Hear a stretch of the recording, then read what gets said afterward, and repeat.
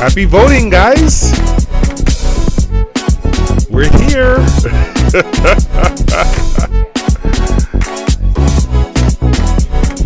Who'd you vote for?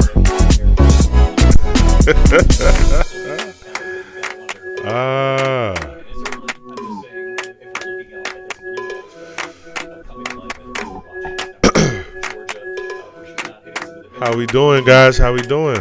Let me...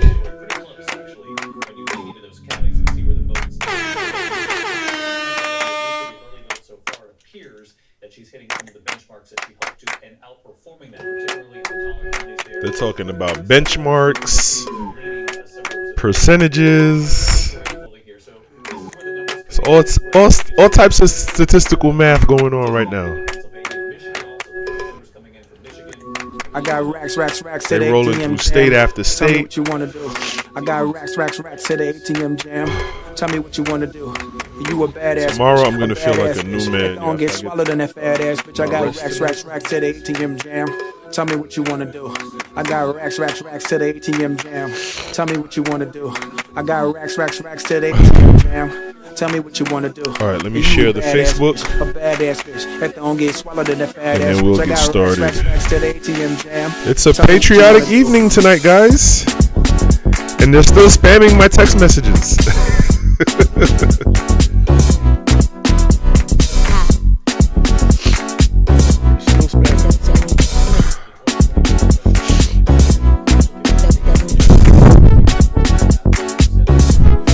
Facebook jumping. What's going on?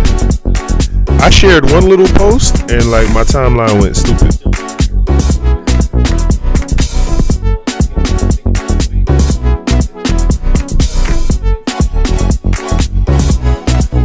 Shout out to Francis Wilson. Mr. Wilson. Who used to watch Dennis the Menace back in the day? I'm dating myself, right? Tell me what you want to do. What y'all know about Dennis the Menace? Mr. Wilson. Tell me what you want to do. You a badass bitch that don't get swallowed in that fat ass bitch. I got racks to the ATM jam. Tell me what you want to do. I got racks to the ATM jam. Tell me what you want to do. I got racks to the ATM jam. Tell me what you want to do. You a badass bitch that don't get swallowed in that fat ass bitch. I got racks to the ATM jam. Tell me what you want to do. They shooting in the parking lot, everybody get low. They shooting in the parking lot, they ain't where you want to go. Now stand by soldier, and let the work the motherfucking ass like I told you. Stand by soldier, and let the work the motherfucking ass like I told you.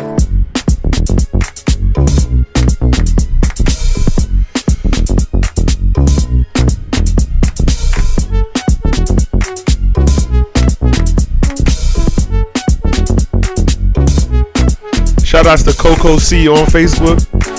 Shout outs to Tracy DeCombe on Facebook. Shout outs to April Shari. Hold on, let me share. I didn't share my.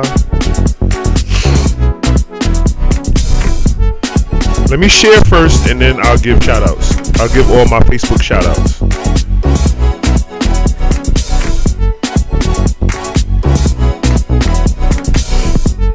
Trump is winning a lot of states, yo. He's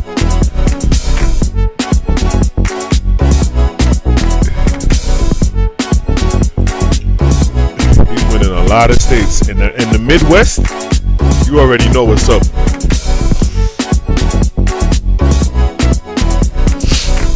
You already know the deal with the Midwest, yo.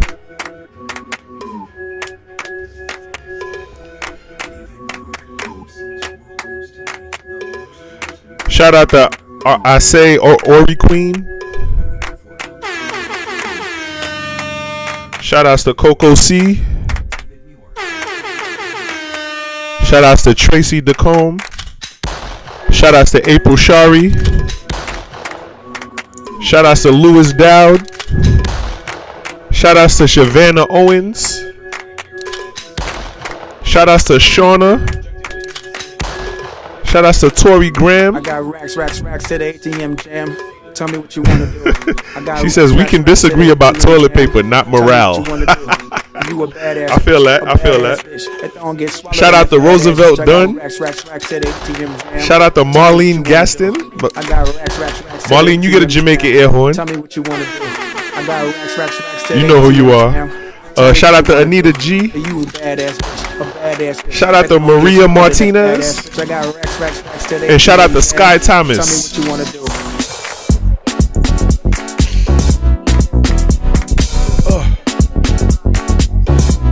You already know Trump won West Virginia. You put Trump and West Virginia in the same sentence, that's a holy matrimony.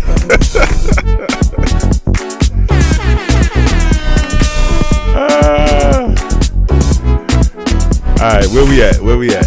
So I did my shout outs. Now we can begin. So, how's your day been so far? How's the week been so far? It's been a touchy week, right? Oh man, my soundboard, no. It's been a touchy week, hasn't it? So I don't know. Should I? No, I did that last time and it crashed my stream. I'm not doing that again. Maybe if I wasn't video game streaming, then I'll probably do it, but not with this stream. I can't dual cast on this. Maybe I can. Let me see.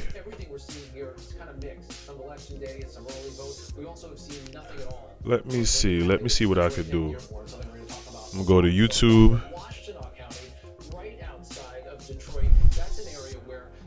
See, it's already slow loading up. Yeah, I'm not even gonna take the chance. I want a good stream tonight. I want a good technological stream tonight, yo.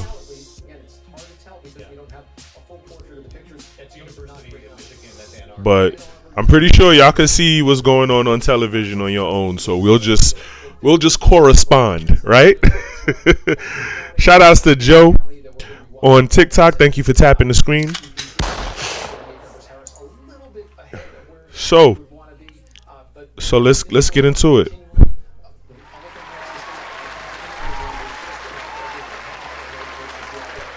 Welcome everyone. Welcome to this multi-million-dollar stream. I'm your host, Kev Prosper, the owner and founder of prosperityullc. Prosperityullc is creating a society of wealth, positivity, and inspiration. You are tuned into Prosperity Gaming, the gaming channel of prosperityullc. And the title of tonight's show is called Tempting Tuesday with Kev Prosper. Thank you for contributing to the Cash App above, $Prosperityullc. I know you see it. Go to that Cash App and give it everything you got. And then, after you do that, visit the website below, prosperunlimited.com, and allow that website to change your life. I guarantee it, because it changed mine. Thank you for liking, subscribing, following, and sharing. But most importantly, thank you for sharing, because sharing is caring. And if you like the show, give a gift or just give a like. The likes are free. And remember, we do this every Saturday and Sunday from 8 to 10 p.m. So consider tonight a bonus stream. Who doesn't like bonuses, right? And last but not least, remember to invest in the brand prosperityullc. All right, let's lock in. In spite of our political landscape going on in America, in spite of the political hoopla, Halo released a new update, and I'm pretty sure they were like, oh. The updates dropping. Like our best newest update is dropping on election day. What can be any better, right? So I played the Delta Arena. I'm not too appreciative of it. I wasn't an OG old school Halo head. I'm a brand new OG, like I say all the time. You know what I'm saying? So I didn't play Halo. I couldn't afford internet back then. I didn't play Halo back then. So yeah. So having no sprint like just irks. It just grinds my gears. And that new MA5K, that mask weapon. That weapon is doo doo. It's trash water. But it's fun to play with. You know what I'm saying? It's fun to play with where everybody else got the weapon. But no, not I, said the black cat. So let's I wonder if it's in the weapons bench. Let's see if they have that. Let's see. Oh, it's not even in the weapons bench. So this is like a specialty weapon, like reserved for the Delta arena, and that's cool. But I did get to play third-person firefight, and that is, oh my God, Trump is winning so many states.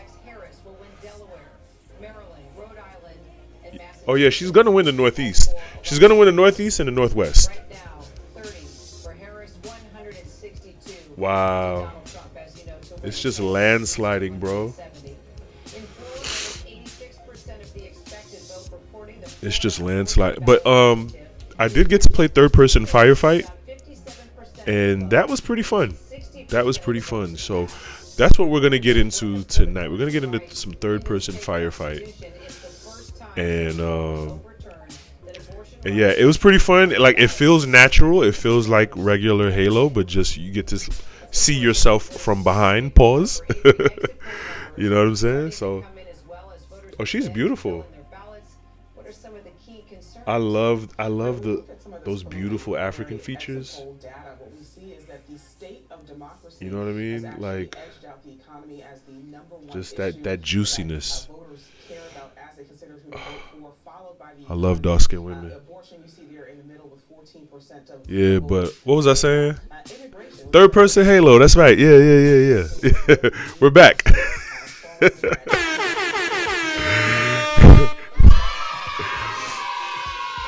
yeah.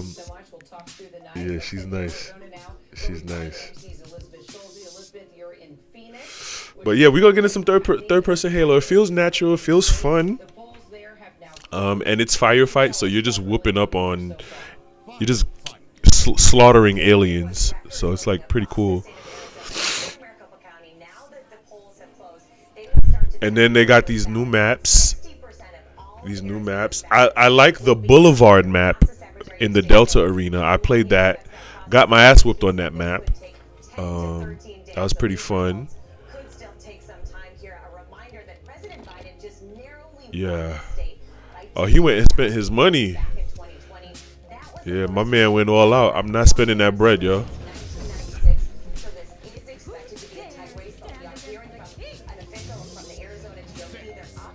Let's get it.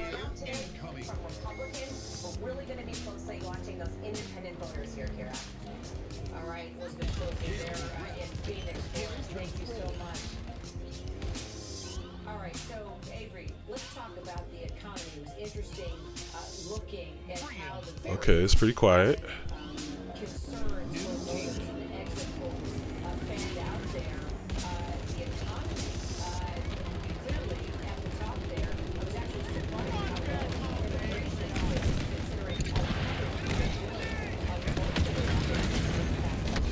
Oh,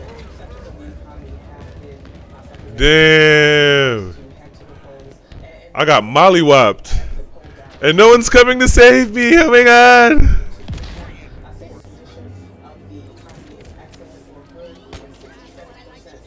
Oh, we got, and this they made it cool too. So you got like little assistant Marines to help you. No one's coming to save me. This sucks. And they got my warthog. You son of a fudge cracker.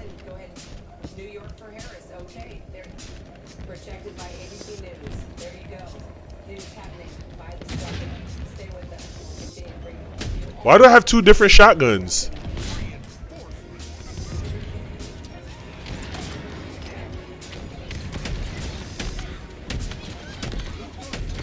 This is so much fun. Oh my God. Ah, who's shooting me?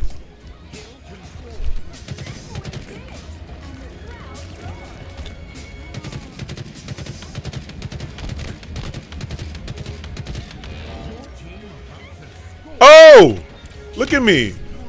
Goofy. This is fun, yo. Oh, she's about to win Maryland, of course. Yo, it sucks. It must suck to work in DC and live in Maryland. So like you travel like 5 minutes to work.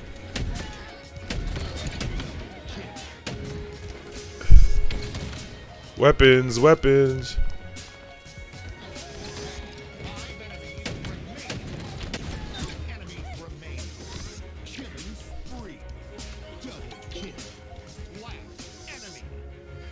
Oh, what's this?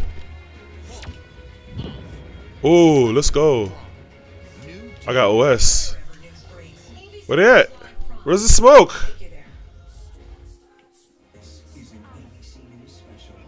No smoke?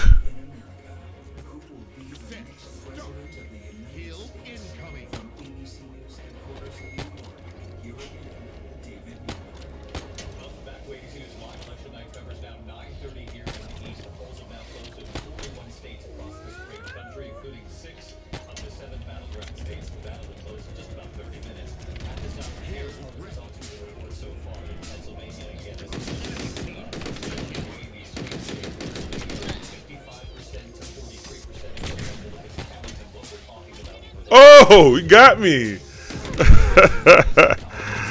I forgot what this was like. It's weird, but it's fun though. Like this third person. Like you forget you're playing Halo a little bit. Like low key, it's like it's weird.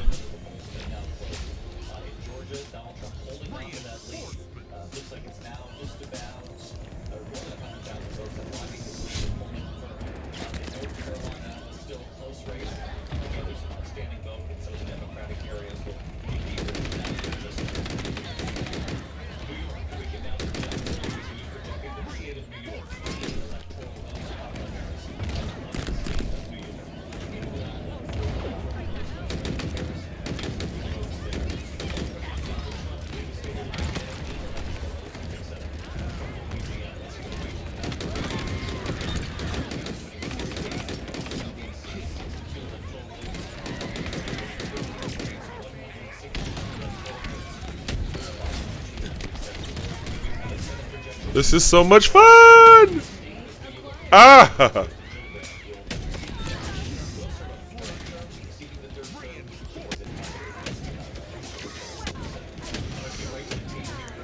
Yo, can somebody get on that tank, bro?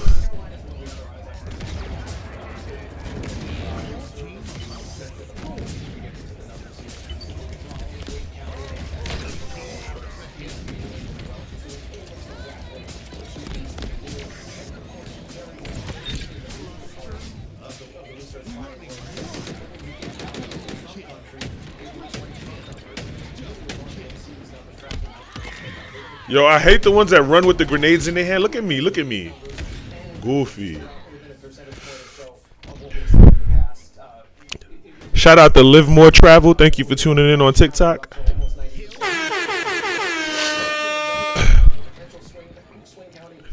Yo, you gotta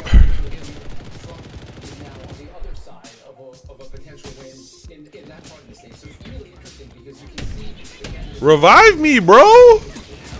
Oh my God.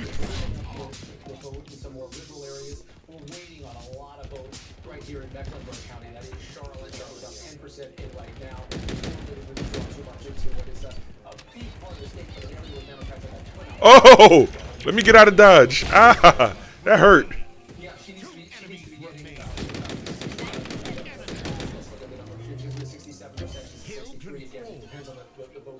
What state is she winning now? What's that, North Carolina? I'm surprised to see her win in North Carolina, honestly. But, oh well, where we going next? Yeah, so Georgia's trending a little bit worse, at least in our numbers right now for Harris. 210,000. Trump seems to be in a pretty good position right now, but we're still waiting on so much vote. But just to take you around the metro area, you see a significant amount of vote in Fulton County, some place where Harris has to be winning big, and she is winning big. Ah, that hurt. You see, and that's the thing, like, in third person, you don't realize you're just as agile as you would be in first person. So you're like standing around and like, oh no, I can slide, I can like strafe, I can do all the things I used to do. It's like sometimes I don't even realize I'm sprinting, even though I am. You know what I mean? Like it takes getting used to.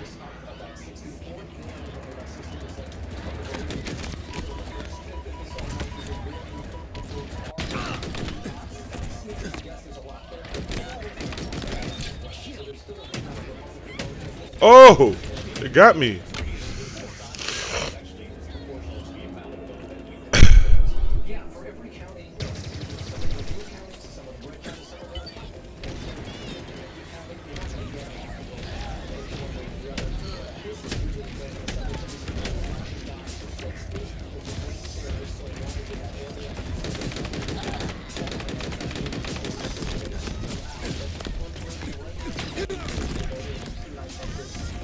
Oh, there's like they got auto turrets on us. That's crazy.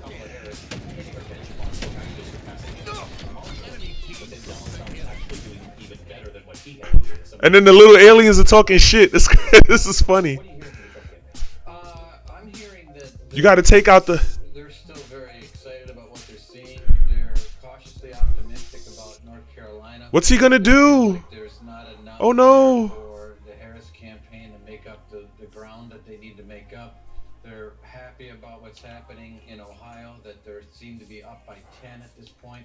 And historically, Ohio's been in our party sort of a mental issue where if we're not winning by 10 in Ohio, we're worried about everything else, and that number looks good. There is some, they're nervous about Pennsylvania. There's a lot of vote that's out there. They know that there is a ton of early vote that hasn't even been touched. So there's no arrogance about that, but now all the attention's going to start moving to that blue wall.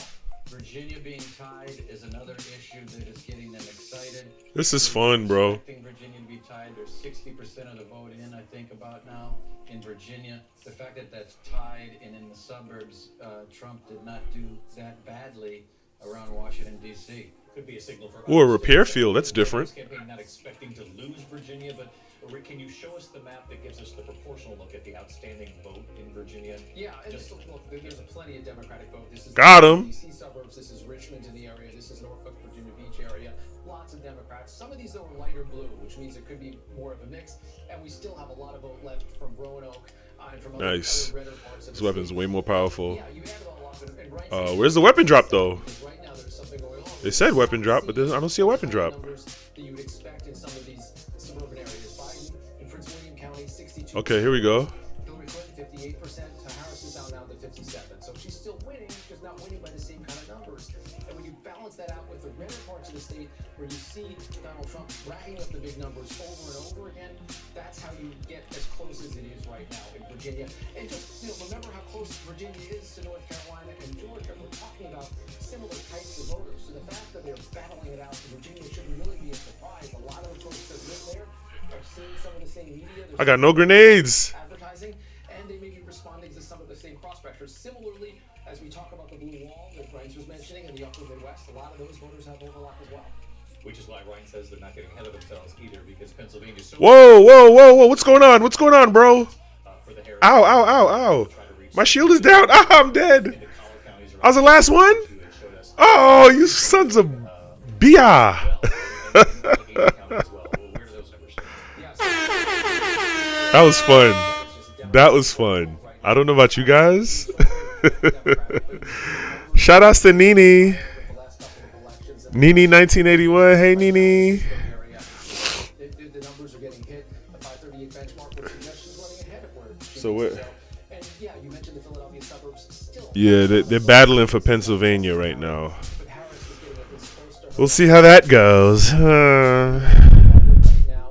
And Bucks, I'm still watching because that kind of margin, if that carries We'll see how that goes. rising, it would bode well for her chances. We're still waiting on about 3/4 of the vote in Philadelphia. Folks are very scared this election. There's so much vote out there, and as you'd expect, Harris is carrying it handily. 112,000 votes. Yeah, she's winning Philly. Getting out of the city of Philadelphia. That's almost it's about 2/3 or 3/4 of the margin she has in the entire state right now. Wow. Let's go over to Rachel Scott at the other board, and Rachel, So let's play. Bob Casey looking to hold on to a seat, famous name, and Yeah, that got kind of intense. But let's play another one. Let's play one more. That was so much fun. That was so much fun. I knew the third person was gonna be fun because like most of my favorite games of all time were third person action games. You know what I'm saying? So yeah, when like Halo's the only first person shooter that I ever got into. So when I saw that they were gonna do third person, I was like, okay, yeah, they're gonna do this. If they're gonna do it, they got to do it right because it's gonna be good. You know what I mean? Also going to be looking at Scranton. He's from Scranton, home to President Joe Biden. You can see he's performing a little bit better than Vice President Kamala Harris here. Yeah. In the final stretch, David, I don't know. They messed up with that little comedian. Trump really messed up with that comedian. You know what I'm saying? I don't know what they were thinking. Like clowning Puerto Rico. Like he should have got like. He should have had, Trump is still a former president, so, he should have had his Secret Service just snatch him off the stage. Make an example of him, yo. Oh, this map is fun. This map is fun. I like this map. What's it called? Rendezvous? Yeah. I gotta bookmark this map. I like it. His father was a governor. He's the side of a very famous family here, also from Scranton, like former President Biden. And Yeah, I'm very excited to see what Halo's gonna do going forward.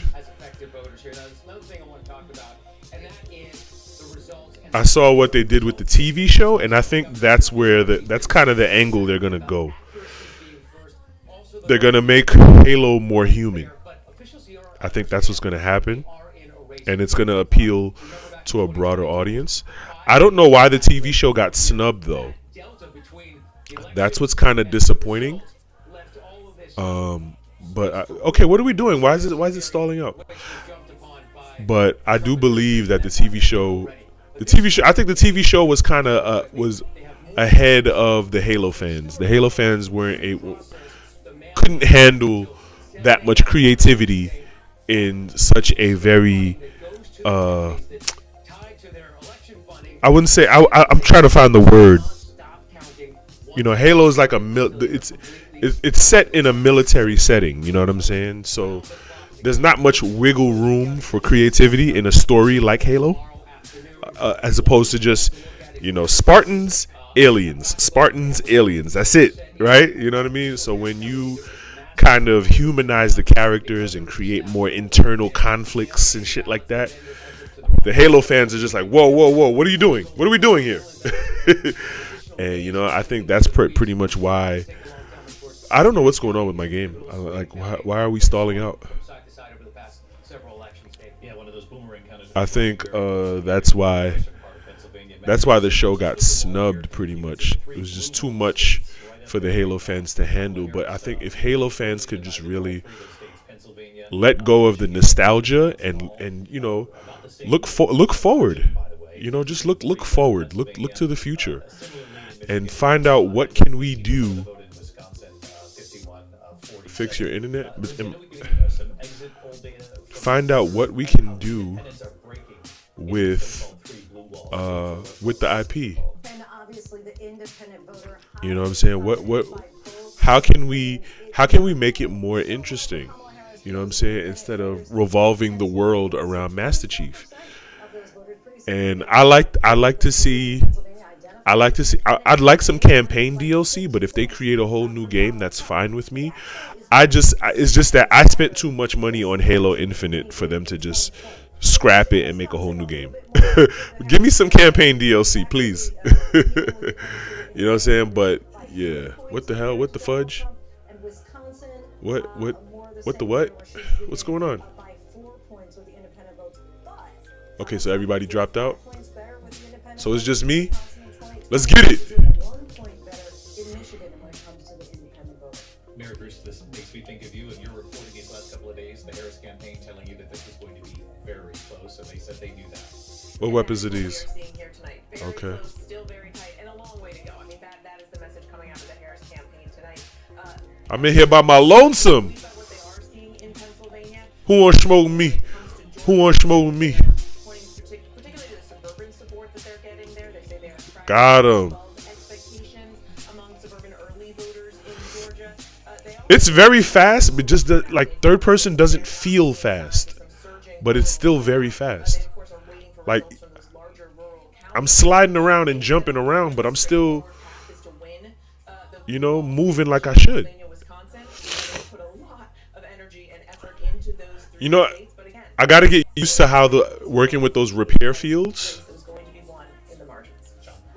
because signs for Democrats throughout the Sun Belt, whether it's in the non-battleground states like Virginia or like Florida, or whether it's in the battleground states, Georgia and North Carolina. Look, anybody can still win there, but you don't see. Because that probably could have helped us. But I just heard from a top Democrat who was. It probably could have helped us in the last match I just played, because we kept. Everything else is gravy. Think about what that means, David.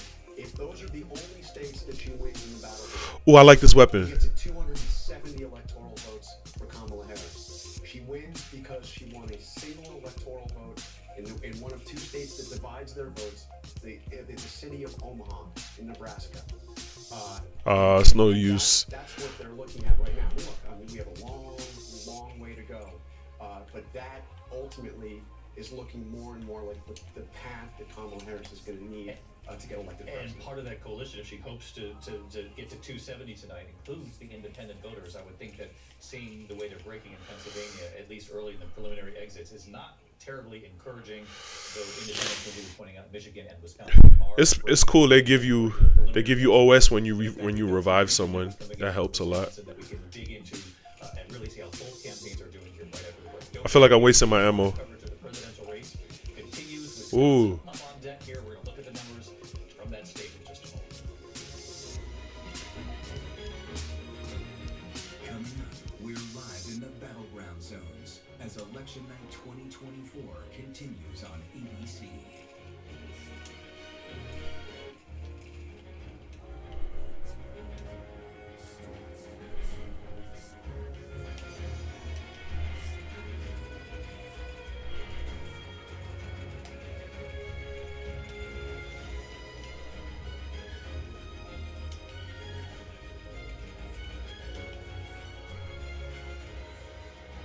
Let's go.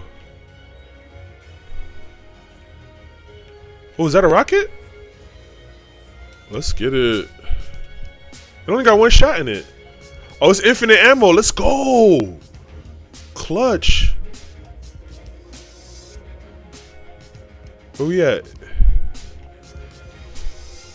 So you know what? If it's infinite ammo,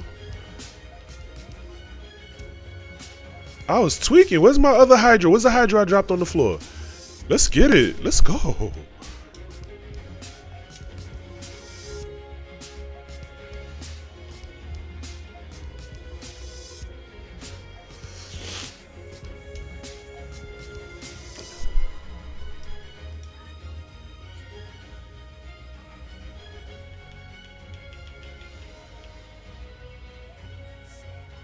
Where we at? Here we go. Pull up on me. Pull up on me. Let me see if I can lead him a little bit. Oh, he's all the way over here. What you doing all the way up there?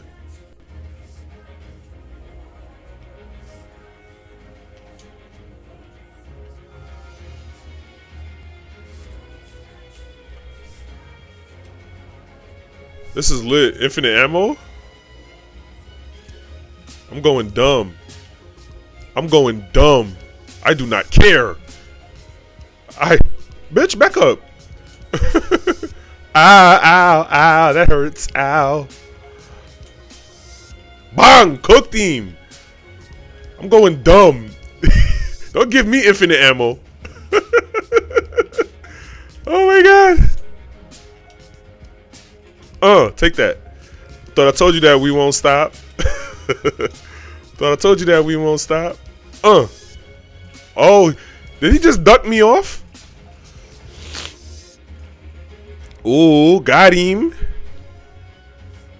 Suspect is on Yo, where's that ship landing at, yo? That's driving me nuts. Oh shit, he's shooting at me. Oh my god, oh my god. Oh, here they go. Wow, cook theme. Cook theme. Oh, wait a minute. What weapon is this? No, I don't need that. I got infinite ammo on a rocket and a Hydra. I'm good. Oh. Feel like that hit in your stomach no matter what side you're on tonight as you look at the map coming together, a very competitive race, and it would look like Rick. If the Harris campaign has a path to 270, it's looking more and more like it's got to be through that blue belt, the Rust Belt, Wisconsin. Let's take a look at where those numbers go tonight. It's funny when you think back. You know, Biden won it by what? 21,000. Wait, I need some grenades. Donald Trump had won it by 23,000 votes. This is a state that does go back and forth. It's sort of the bellwether state of the country. Yeah, and these are the Famine. numbers we're seeing tonight about Weapons drop much less ammo. Yeah, we don't know exactly what That's fine. I got a limited ammo, so motion sensor disabled. I don't play with motion sensor. I don't give a fuck. Milwaukee, which of course is the big one. What they telling me? Look, they have to get big numbers out of Milwaukee for starters. Uh-oh. That seems to be happening so far. Harris pretty close to what we think she would need to do in the city of Milwaukee to be competitive across the state with about 40% of the voting. Madison is just a huge vote engine for Democrats. She's getting This weapon could really. benchmark, Oh but shoot. not quite there, running a little Where we at? below Biden's numbers from 4 years ago. But here's some big news. It had to be How do you? Mr. Wisconsin over there. Oh, here is the whatchamacallit. Okay. Where are the bad guys though? Like, I want smoke. I didn't come here for no smoke. I want the smoking section. I want all the lung cancer. Give me the smoke, bro. That's what I'm talking about. Take that. Let's go. Now I gotta reload. Oh, no I don't. This is one that people love to talk about as the classic bellwether type. Ooh, got him. Donald Trump, right now, Got him. in this county. The numbers are small. We're not talking about huge counties, but as the numbers come in, we're seeing Trump continue to hit numbers. Waukesha County, which is in the suburbs there, Trump just slightly below the benchmark. A lot of votes still to go. Again, we've got my shield is cracked. And you're right, David. Especially if Georgia seems a little bit. You should hear these little aliens talk shit. It's the funniest thing. That really leaves Harris with that path that you guys are just talking about. That includes Pennsylvania. Trump is landsliding right now, bro. But it's not an easy path. As you're watching, Wisconsin is almost hitting her benchmark, but Donald Trump is surpassing his benchmark. For small counties, we're not talking about huge amounts of votes, but in terms of the counties you just showed, Donald Trump is slightly above his benchmark in each of those Wisconsin counties. Let's go to Deborah Round of Wisconsin. What he's telling me there.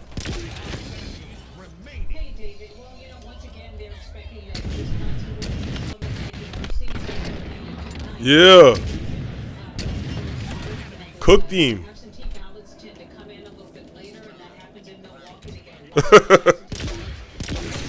Here tonight in Milwaukee, which is a university town, might be the one place that Harris may be able to pick up a little bit of good news, because the University of Wisconsin is hearing those young voters, those first-time voters tell me today that they're really energized. I spent the morning at University of Wisconsin in the classroom of Professor Upgrades Allison Crash. the rank of most of the enemies. Rhetoric class, and the students Ooh, they about to get tougher. energized over the last couple of weeks because they just didn't like what they were hearing from the Trump campaign. Also, I should tell you that this particular city has just seen tremendous growth over the last few years, and a lot of those folks who have moved in here have been highly educated, blue-leaning voters. So this is becoming a much deeper blue part of the state too. So that might cut into some of those markets that Trump might have in those red counties. So this might be the place where Here we go. good news with those youth voters like around the country. Who wants smoke, smoke?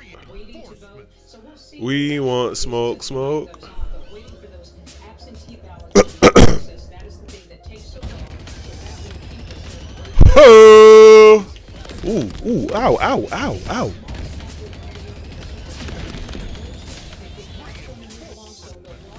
and of course Madison will probably deliver well for her. And the big question is going to be how big, because as you said, 20,000 votes or so for Biden last time. Can she Who wants smoke? Smoke. Going to have to probably visit those solid here in Wisconsin. David? Deborah Roberts in Madison. How is this king of the hill? Cause we cooking. 1,000 votes. Ryan's got about a minute before we have to hit a break here. What do you make of what you saw? I saw Donald Trump surpassing his benchmarks that he needed to, ever so slightly, but in each one of those counties Rick showed. Yeah, absolutely. Where Rick showed Kenosha, Wisconsin, where I grew up, that always was a Democrat town. It's where Chrysler American Motors was. 57% is huge. He was at It feels slower, but it's just as fast. It's crazy. In 2016. The key for Wisconsin right now, though, is Madison. It's easy, right? My teammates complaining it's easy. Stay above 24%. I think Kamala Harris is going to have a tough time. The difference in 2016 and 2020 was about 8. Come on, give me another one. Give me another one. Bang! Woo! Got him. 2% higher. Got him. Wow. Enemy spawn with increased health. Let's get it. I want smoke, bro. I want smoke.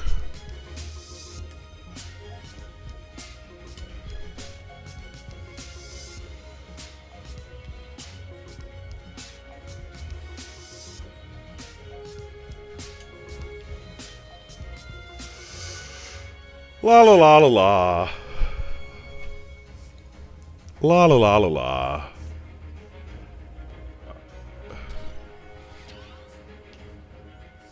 Who wants smoke? Smoke. We want smoke. Smoke. Yo, how many rounds is this, yo? This is dragging, bro. Who wants smoke? Smoke.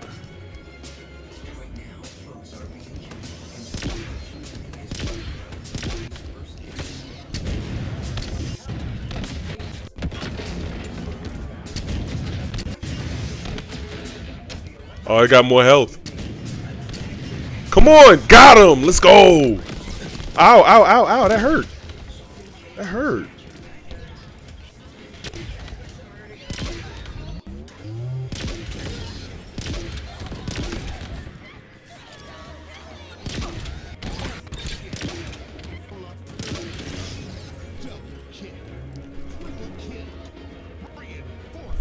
And good evening, everyone. I'm here watching ABC News and the race to the White House. ABC News Oh yeah. Trump will win. Oh yeah. Oh yeah. Also projecting Harris will win. Come on, come on, come on, come on, come on.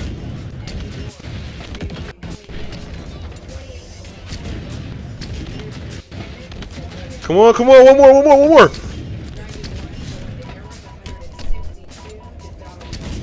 Ah.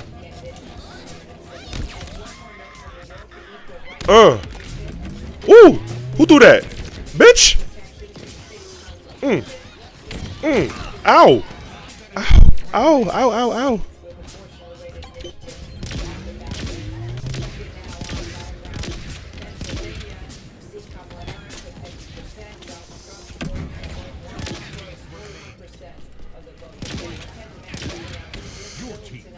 Yay! We won!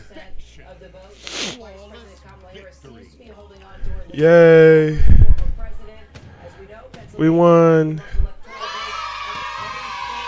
Trump wins Missouri. Wait, did he win Nebraska?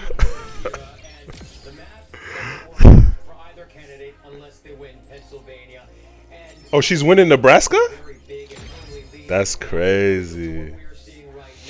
And this is why there's so much focus tonight on the count, when it will be done. Governor Josh Shapiro telling me 2 days ago and coming out again saying we aim for Wait, accurate. is he winning? Is she? Who's winning Nebraska? I don't get it. Why are they showing two different numbers? Two different sets of numbers. Accurate. In 2020, it took them Okay, she's winning New Hampshire. Okay. They now hope to do it in a much shorter amount of time. All the counties here have committed to not stopping the count until they are fully done. Every vote is tabulated. That was fun. It was kind of slow with the action, but it was fun though. It was kind of easy too, but.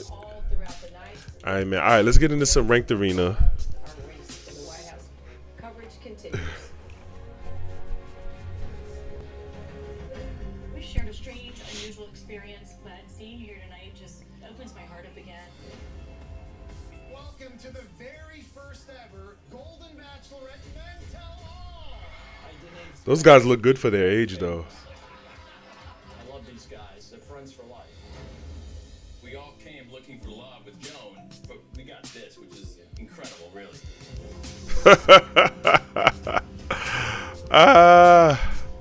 Oh, they reset the ranks? Oh, I want to play these new maps. Let me see what's up. They reset the ranks. All right, so I got to place myself in Ranked Arena, and then I'm going to place myself. Wait, do they have Rank Slayer still? Yes, and they got Rank Slayer. Okay, great. Listen, I'm getting my money's worth with this game right here. I am so getting my money's worth.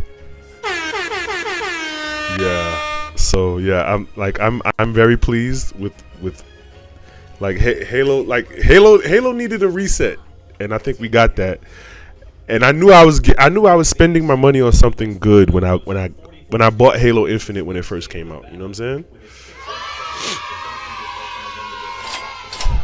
I'm very pleased. I'm very pleased. Pleased and impressed. Very much so. Oh wow.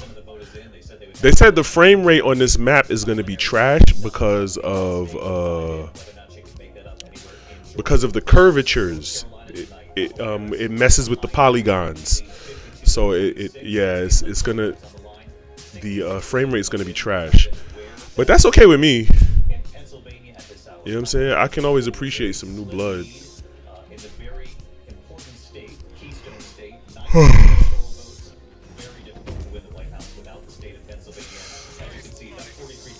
I like that starboard map. Starboard map. So this is supposed to be like a rendition of it. Former President Trump, 466,000 votes to his 419,000, just 16% of the vote in at this hour. Wisconsin, we were looking at a moment ago. Wisconsin, the numbers started coming tonight. Okay, here we go. I'm down. And as I mentioned, 4 out of the last 6 presidential elections decided in that state by less than a point. Arizona tonight, another key battleground state. The number's not in yet, though. Polls have closed 11 electoral votes. Planet.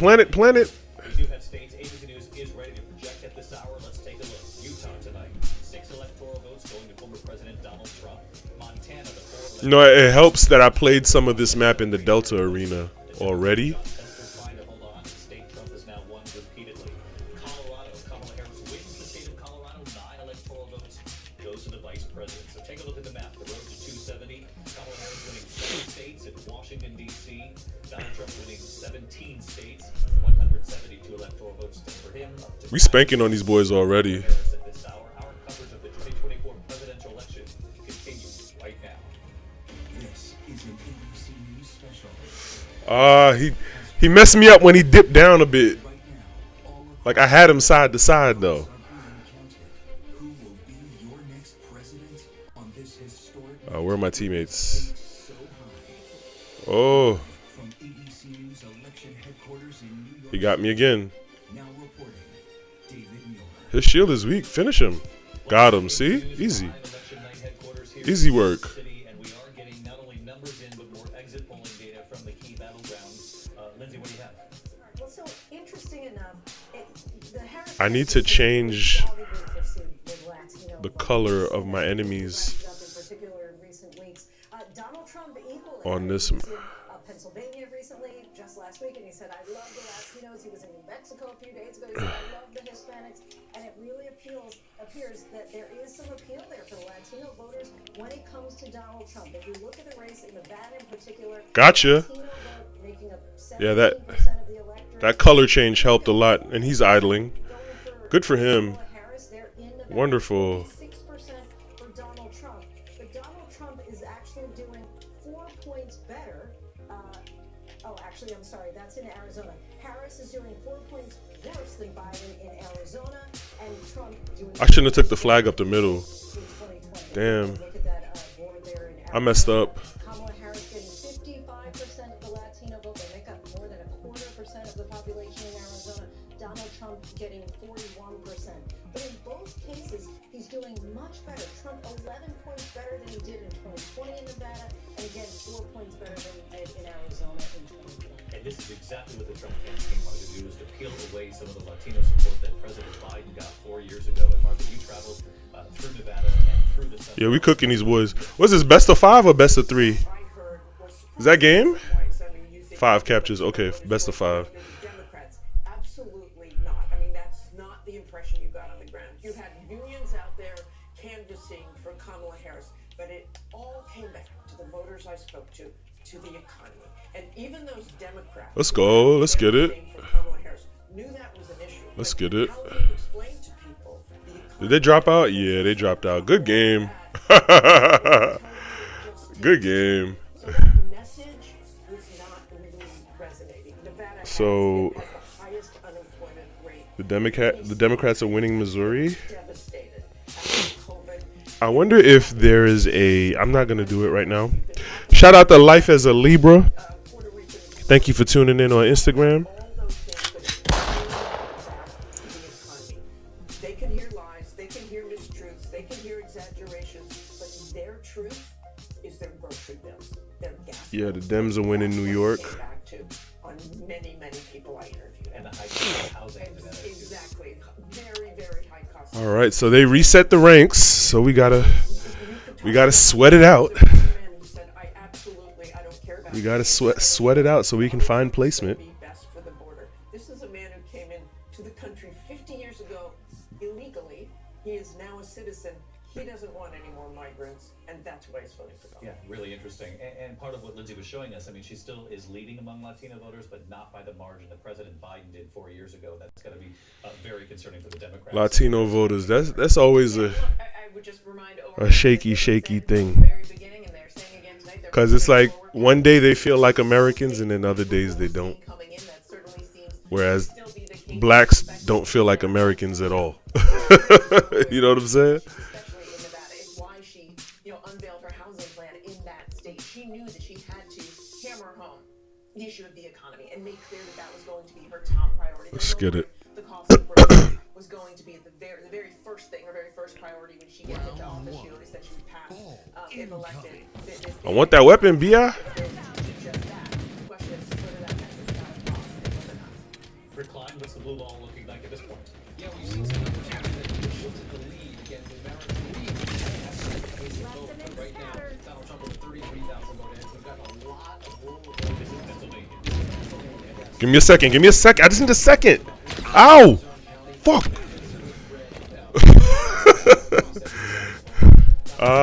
My man's down. Okay, so it's all on him now. What's he gonna do?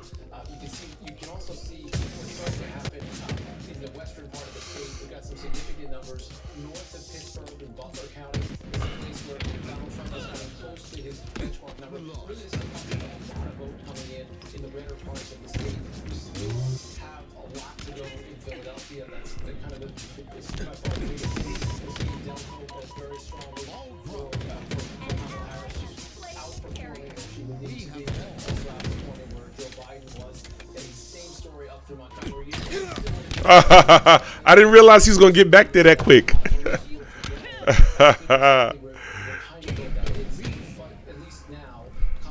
Oh.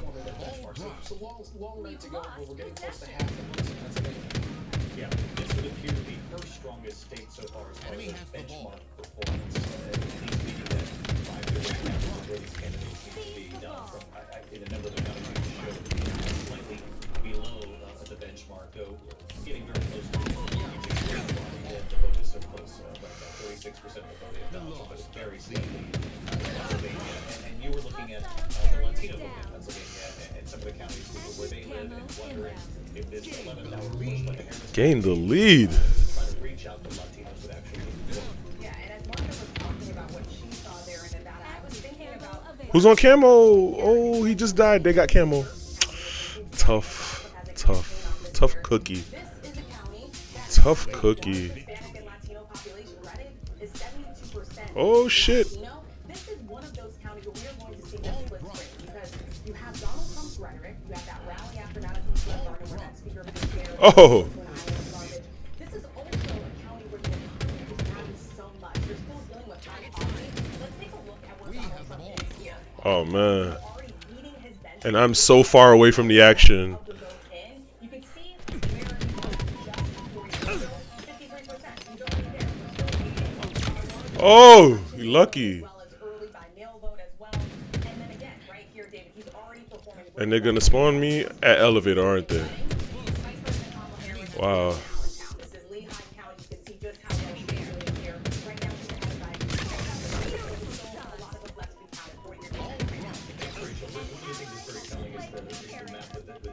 Circular diagram that shows you where the vote still remains. Can you just show us in Pennsylvania at this hour where the vote still has to be tallied? I want to take this over to Don. The one that shows the outstanding vote. Yeah, you see that's the one. Stupid. When you see a purple dot like that, that's more of a battleground county.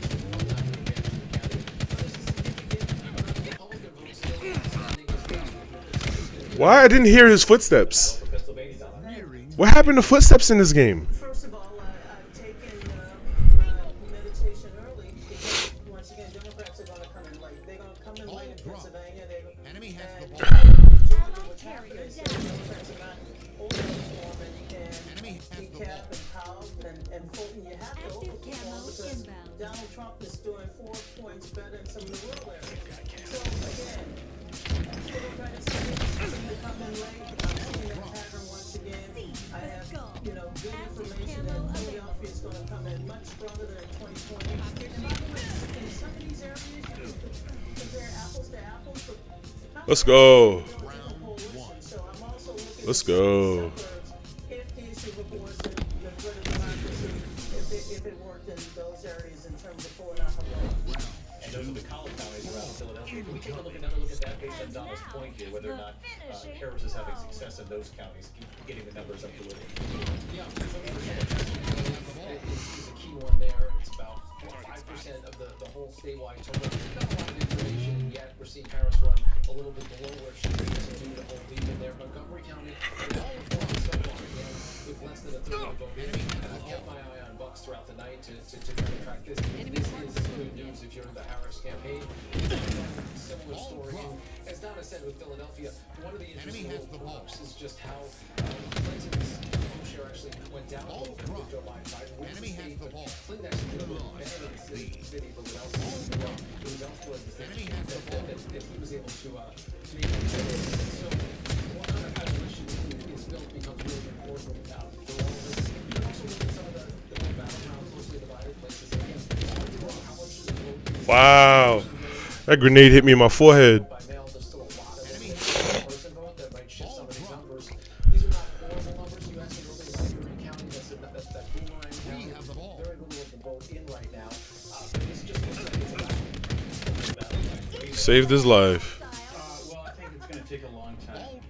We're just going to have to be patient with Pennsylvania. They're pretty slow at getting these results in. There's even though not as much as 2020, just a boatload of early votes that still need to be counted. A lot in Philadelphia County.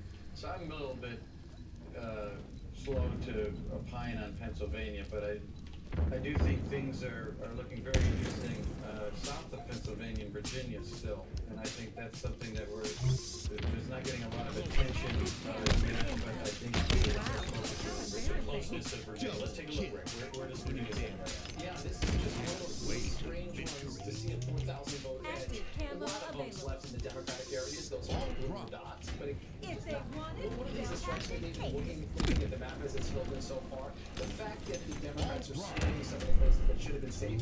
We haven't made a projection in New Hampshire. We haven't made a projection in Connecticut, Rhode Island. We talked about Rhode Island closer than we thought. And of course, Virginia. These are places that Democrats flat out have to win if they're going to have any Take us through some of those states. Let's see where New Hampshire stands, because we saw some tightening of the polls leading up to the election. Yeah, we did. And this is a state that we kind of thought what we call a right because they have a pretty good tradition. Most of the Democratic votes are in the southern part of the state.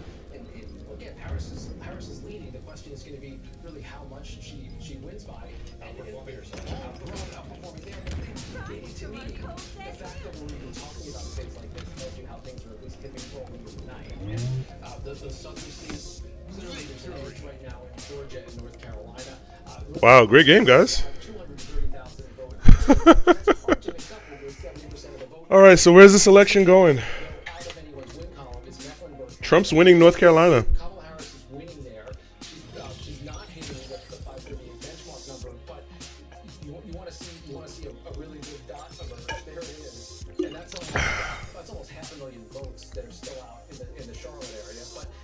Really? she's winning at 60-40 instead of 68-20 or 60-30, that means you're just not getting as many votes out of it, and that makes it hard to catch up against that number. No question about that. We're going to check in with Trump headquarters in Florida. We're going to check in with Harris headquarters, see what the mood is on the ground at this point in the night. And we're going to keep digging into these Rust Belt states, Pennsylvania, Michigan, Wisconsin, because that appears to be the path as we... The Midwest, man. The Midwest is going to... I think that's going to be the deciding factor, not them swing states. North Carolina can't be called is because of the outstanding vote in Charlotte, which is a Democratic area. But given the margin between the two, it might be really difficult to make that up. So we're going to keep our eyes on the map. We'll get right back to it right after. Wow. Look, she got on her Kamala outfit with the high shoulder pads and the flowing hair. Knowing she a whole black woman, she knows her hair is nappy to the core, but it's long and flowing tonight, bitch. All right, let's get into the next match, man. Let's do it. Yeah.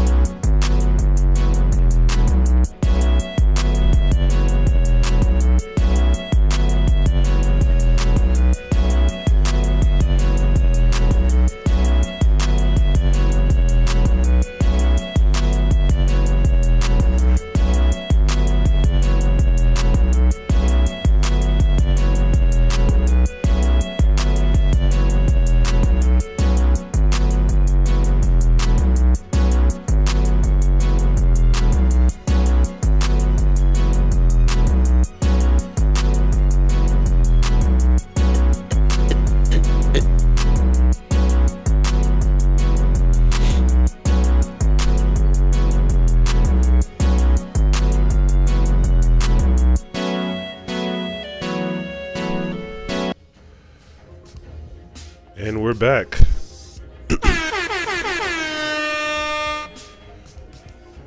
Now we're doing strongholds. This is different.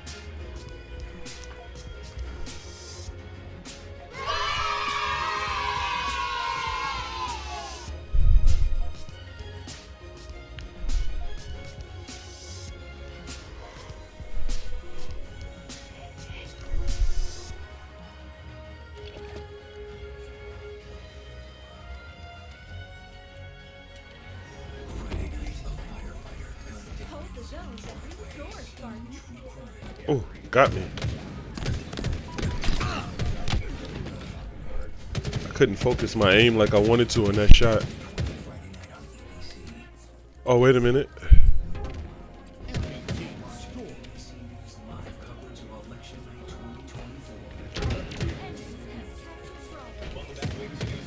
Traded it.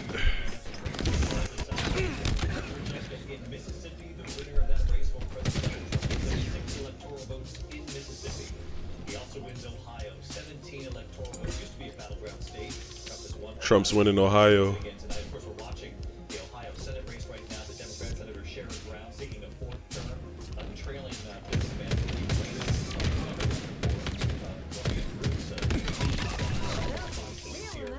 Be a difficult race to make up that kind of ground. 76. Another race to call. The race that makes history tonight in Maryland. Voters have elected Democrat Angela Alsobrooks to serve in the Senate.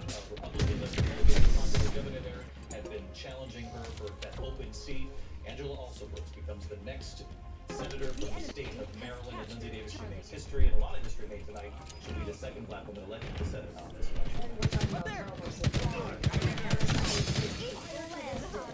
In our country's nearly 250 years, we've only had 2 black women ever elected to U.S. Senate. You have 2 2 million.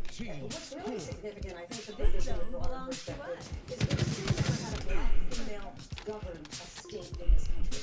And so tonight the Democratic Party is asking American citizens to do something that they haven't even done on the state level. They're asking to vote for the rule. We're getting our asses kicked. And I'm 1 for 3.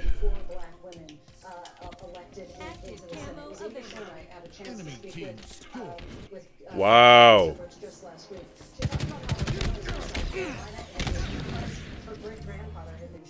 Dummy. Oh my gosh. Let me just stop the clock. And Brazil Angela also folks has talked about how as a young prosecutor. Finally.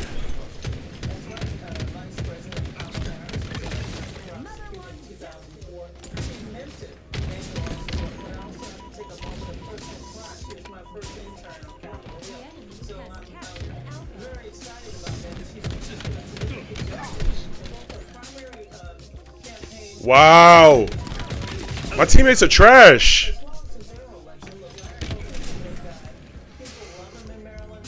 Top glass, batteries.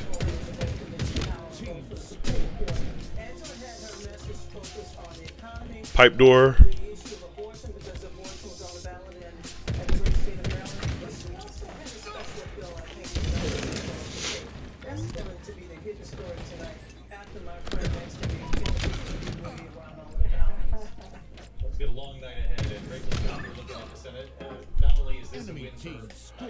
I'm protecting Bravo. Can y'all cap Charlie, please? Stop the clock. Does not look like it's going to be a good night for him there. Yeah, this is going to be really hard to make on David Ashburn. He said 78% of the vote that is already. I thought y'all had Charlie. There was 2 of y'all there. 39,000 votes roughly compared to Sherrod Brown. You know, I've been studying sort of how he won the last time around. Let's see, that was 2000. Not running, and so this is the first time that Sherrod Brown, the last camo is that Democrat. The state is really trying to outrun the top of the ticket. I want you to just pay attention to these counts because these are very important right now. One in pit. He's climbing up the Bravo. He's under you, PSUF. PSU fan. PSU fan, turn around. Can y'all hear me?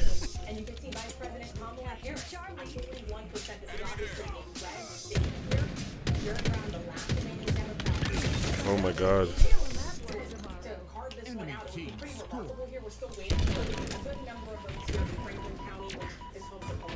What is a stage on a shifting nature of not only Ohio, but you're looking at Florida as well. Sherrod Brown very popular in that state. Obviously not enough to win tonight. Thank you. The margin became smaller and smaller each time. Tough night is shaping up to be for Democrats in the Senate. I mean, Democrats talking about 2 a chance to pick up Florida, Texas. Neither one of those looks good. Sherrod Brown, they thought they were going to keep. Looks like he's in real trouble. Tough for Democrats in the Senate. John, thanks. When we come back here, your local news is standing by. We have new reporting from Donald Trump's campaign headquarters. Got one at Long Haul. He's pushing Bravo right now.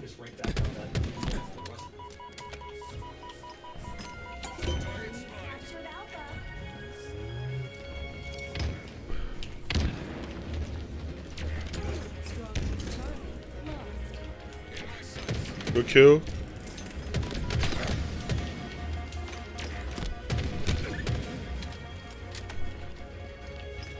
Good kill.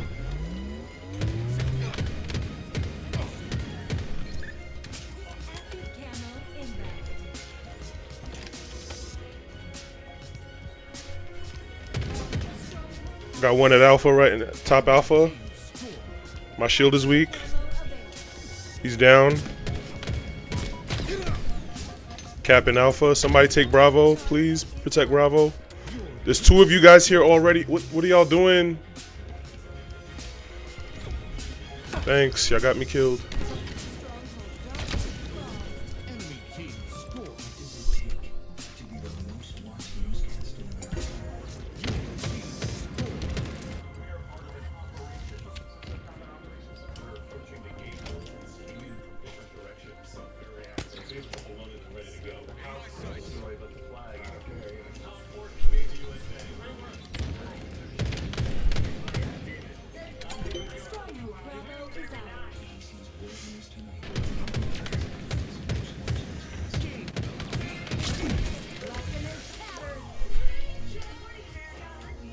Bottom control.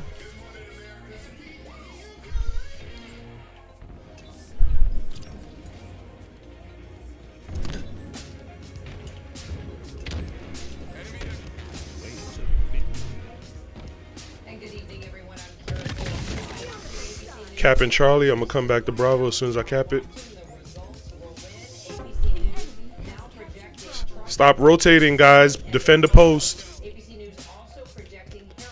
It's a quick way to lose. Here's where each candidate stands right now.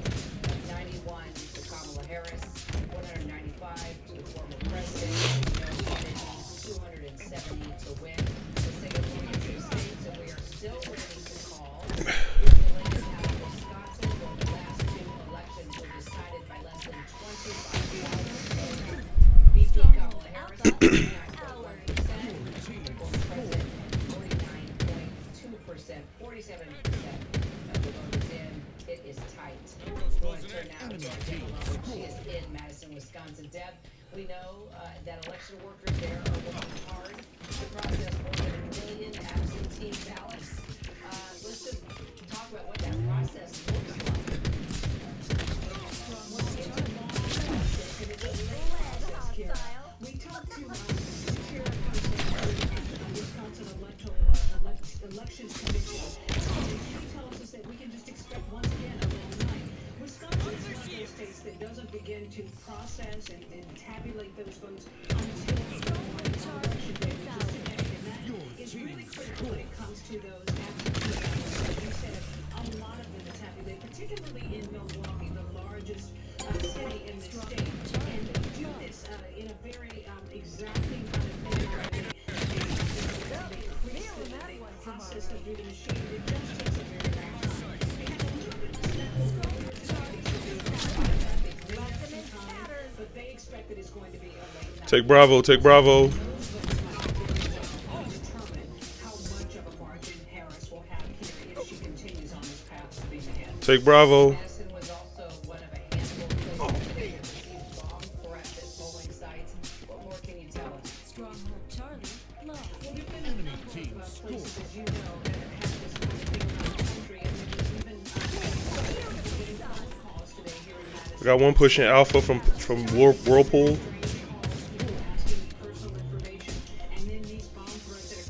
Good kill.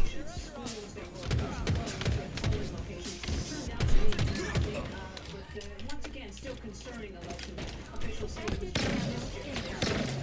Ann Jacobs, who is the head of this election commission for the state, said it was just mischief. It was mischief. Are we taking Bravo? Charlie or Alpha? So far, a night that seems to be moving right. One in control. He's going to Charlie. It sure is. We're glad to have you, Deborah Roberts. Thank you. I'm Kira Phillips. Glad you're all with us tonight. I hope you'll stay tuned. We're bringing you election results all throughout the night. So far, They're gonna cap Bravo.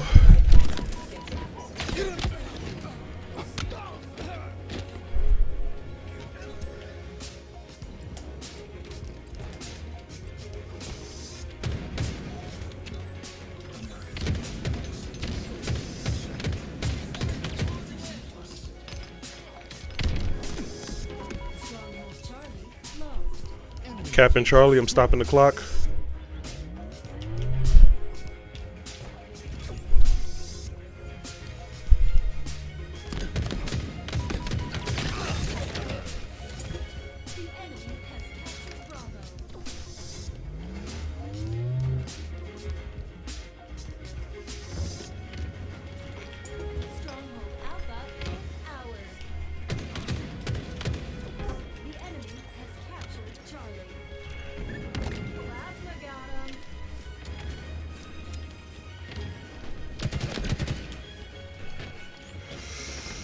There's two coming from long hole. They're pushing Bravo right now.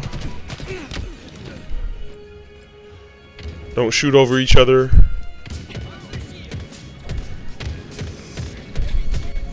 I got one capping Alpha right now. I got him.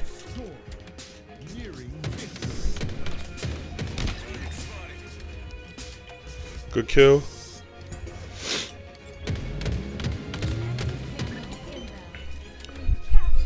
10 seconds. 6 seconds. 3, 2, 1. Good game.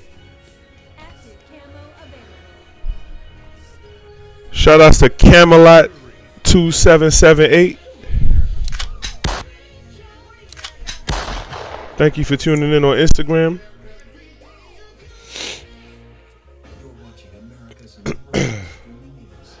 So election night is ensuing. Trump is winning a lot of states by a landslide.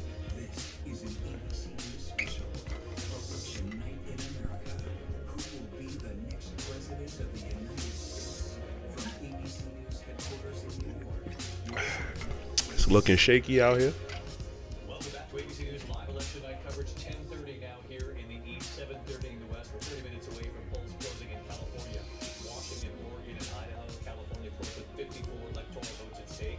You're looking at the electoral value sort of the portion of the map, 270 to win. Let's take you to the floor and we'll show you where things stand at this hour. Kamala Harris with Yeah, Trump is landsliding. Donald Trump with 201. It's looking like another Hillary election right now. Let me see what my Facebook timeline is doing. John sent 2 Chiefs covered Donald Trump for us for quite some time. What's the mood there, John? And who's with Donald Trump? It said, "This is sad going down my timeline how y'all men really feel about women running the country. Yet most of y'all mamas ran y'all whole household without y'all daddy." I'm just saying, my friends list is getting smaller. I see. I mean, you could say that, but how good of a job did those single mothers do? A woman is not built to be a leader. A man has to be about his business. A woman has to be about her man. Man, woman, child. If he was going to destroy it, he would have done it in 2016. If she was going to fix it, she would have done it in 3.5 years. That's true. That's true. That's so true.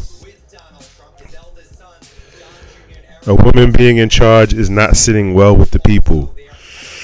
Ooh.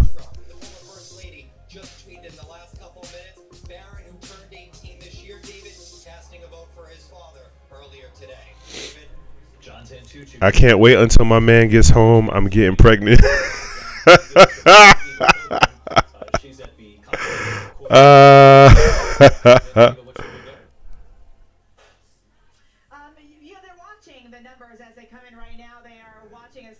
Yeah, this is sad. Who was just declared the winner in that Maryland Senate seat. You can see the crowd here cheering. The flags, those are American flags. Those flags back there, I just want to point out, those are college students in that back area. They're sort of pinned in back there. They've been here very early. This is interesting, yeah. They've been cheering and excited. I wish you could hear earlier. There was loud music. Everyone was dancing everywhere they are. You know, we've been speaking with the campaign as they've seen these numbers come in tonight, and they've sort of stuck with what they told us yesterday. America's having a gender reveal party tonight. Who will rule for the next 4 years? Hope it's a girl. Timeline going dumb. They've been very clear with their supporters about how they expect these numbers to come in. The expectation that a lot of the red states would be reporting early, and that the blue states would come in later, and to wait for those numbers to come in and for those states to report. And some of those blue states, as we all Let's know, get it. take a little bit Are we of playing King of the Hill? and so this is an event that they thought was going to happen to get us back. Tonight, this was an opportunity for people to come here. This was an opportunity for them to have a place to get information out, to keep people informed, to keep them, their supporters, calm as they watch. I heard footsteps that time. But they are still cautiously optimistic as they wish to see exactly what unfolds here tonight, David. All right, Eva Pilgrim at Howard University. Eva, thank you. Mary Bruce, you've been in contact with the sources of the campaign. What are they saying about the night? I gather they'll say this is what we were working towards, and that means it's a late night. Bingo. They knew that this was going to be tight. They knew this was going to take a long time. The message coming from the Harris campaign right now is just everybody wait.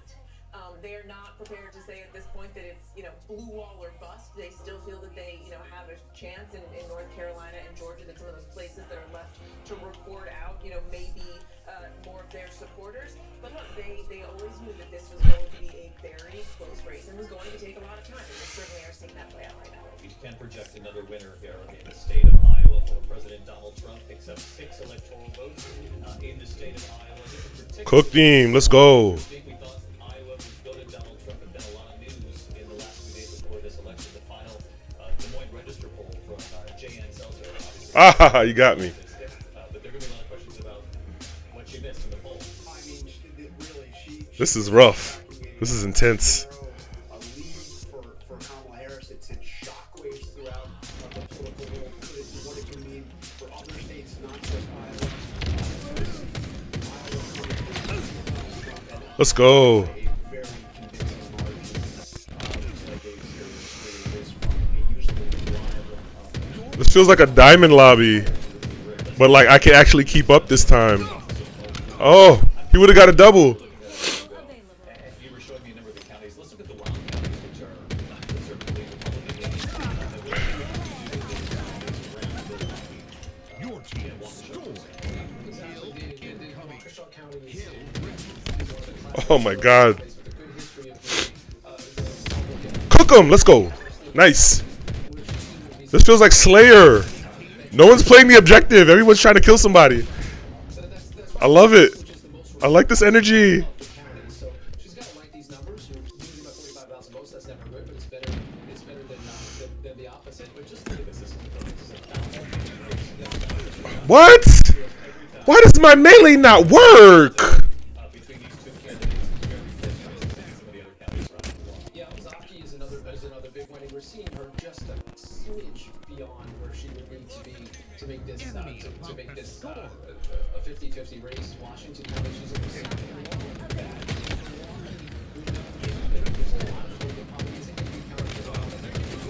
ballots of 84,000 edge here. We've also been looking at Madison. That's a liberal stronghold, but functionally speaking, she's not going to get any votes either. You know, right with the even though she gets close to the margin, as Joe Biden did, both in terms of the margin as well as his whole number of votes. You have to just kind of back it up in Dane County and Madison and Milwaukee if you're going to win as a Democrat in Wisconsin. You're talking about the University of Wisconsin. That's right. Yeah, I'm just curious because we haven't talked about this yet tonight.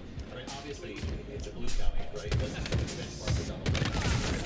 It seems outperforming slightly. Yeah, that matters on both sides here as they rack up the vote. I'm curious in university towns. I wonder if you look at the young male community of these university towns. That was a huge part of the Trump campaign. I don't know if that's going to bear out, but that might be part of the equation in some of these university centers on why she might be just underperforming slightly from where she would need to be having a winning night here.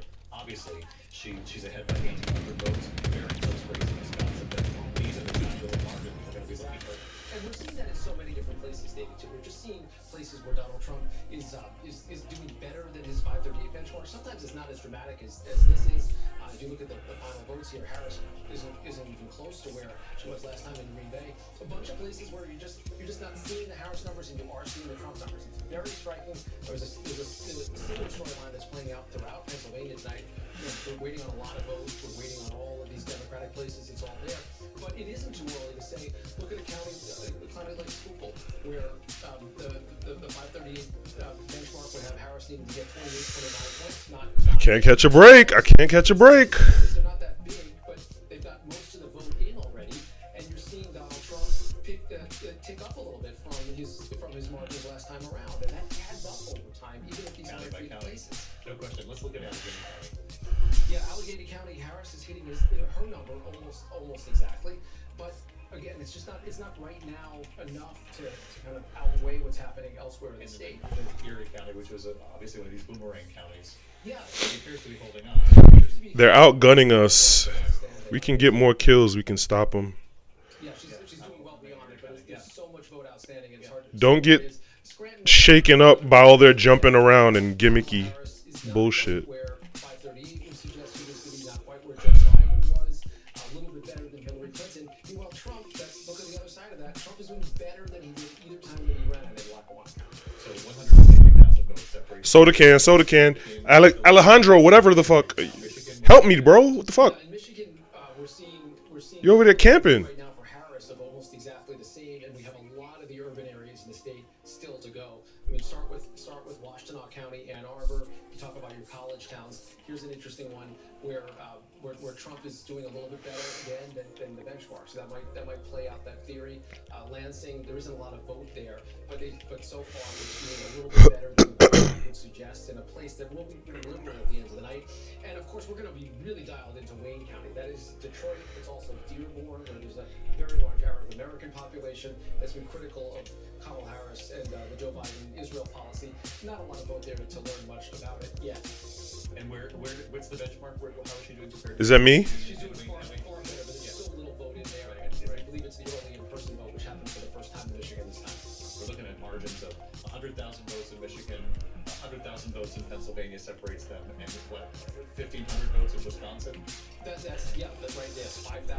That's just less than 5,000 votes in Wisconsin. And again, that is the only path she has left if North Carolina and Georgia don't go her way. And we've had some significant news in North Carolina. We were talking earlier about the vote that was out in Charlotte, but we got a lot of that vote now. It's 90% reporting.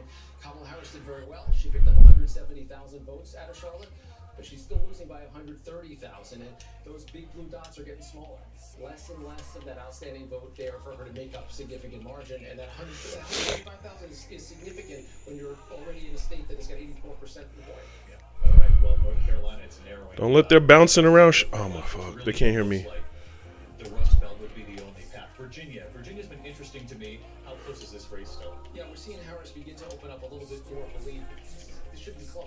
That's I think what really going to be the story of Virginia, is that there really wasn't a world where this should have been close. And you look at some places where Kamala Harris is running significantly below Joe Biden, Loudoun County, the suburbs of Washington D.C., which makes it a bluer state. You know, Trump's not getting to his benchmark, but he's not going to win the state, but he's running significantly better than he did the other times that he ran. And that, to me, is just that is almost across the board storyline tonight. That places where there's blue or red, Donald Trump has beaten his number by a little bit. Not only beating his number from last time, but beat his number when he ran against Hillary Clinton in 2016. He's outperforming in some of these counties. Let's head up to Rhode Island, New Hampshire, some of these other states that typically we would call earlier in the night. Yeah, Rhode Island is projected now, but it was closer than it should have been by all rights. And you see some more working class parts of the state tending to do a little bit better. Even in the capital of Providence, Kamala Harris not quite Joe Biden's numbers. You start to see that kind of erosion, that slippage. It doesn't really matter where it is. Yeah, New Hampshire, we haven't had a projection yet. We're talking about a 20,000 vote margin in a state that gets a lot of political attention. A lot of the Democratic votes are here in the southern part. We have to wait to see if we get more, about half of it in so far. But the earlier point still holds that places where Democrats should get a projection pretty early, Connecticut and New Jersey. New Jersey still win New Jersey, but the fact that we'd even mention it on air in an election night, Connecticut on air, a 24,000 vote margin, tells you that there's something that she hasn't really been able to bring out her base in places that don't get a lot of attention in the presidential. The Democratic base, and it's a question of what kind of wow. pull this off. Did she put together in order to pull it off? Harris got Connecticut.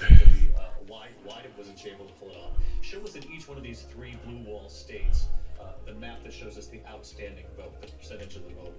Sure. Start here in Pennsylvania, again, down 120,000 votes.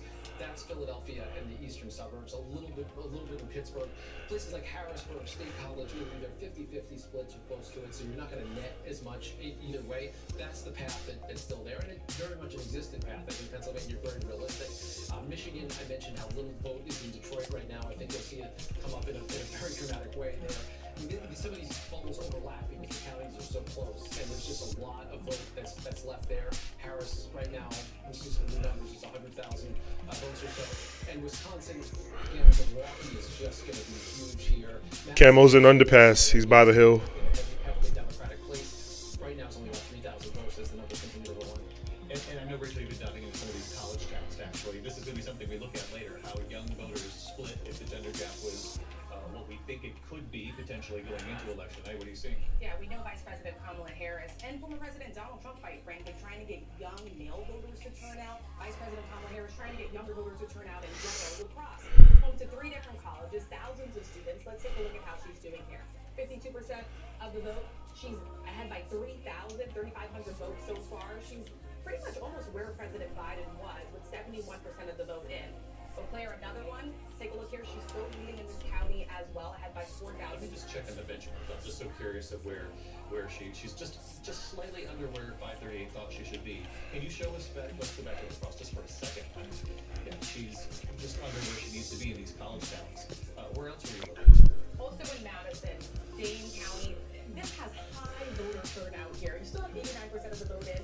Use your grenades. The county turns out to vote. I don't know where that happens anywhere else in America. But she's going to need to do well here. And then, of course, Waukesha for former President Donald Trump going to be absolutely critical. This doesn't have to go Republican. It has to go super Republican. This is really where he has to super energize his base. And then also, you know, Rick was talking about Milwaukee. Former President Donald Trump campaigning here also multiple times. Look, traditionally, yes, this does go towards Democrats, of course. Vice President Kamala Harris right now, 66%. Let's see where Great game, great game. just under that right now. Shout outs to Sugar Plum Plum. Thank you for tuning in on Instagram. She definitely gets a Jamaican air horn. Once again. In Wisconsin tonight, we're going to keep our eye on all three of these states: Wisconsin, Michigan, All right, Pennsylvania. so she's winning Milwaukee. They kind of neck and neck at Wisconsin.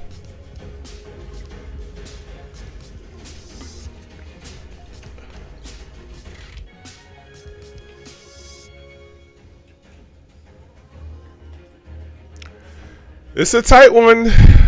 It's a tight one. It's looking like Hillary though. It's looking like a Hillary race. They keep tweaking the numbers to make it interesting. They don't want to they don't want to show you.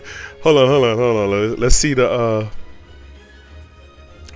let's see what the Facebook timeline is looking like. Let's see what they're saying. Wait, where's my thing?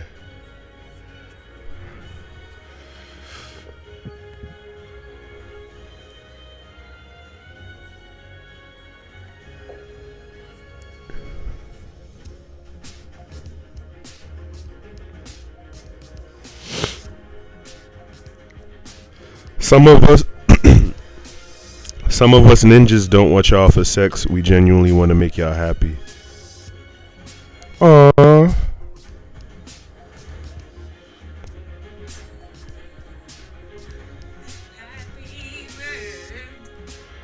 Okay, that's what's up.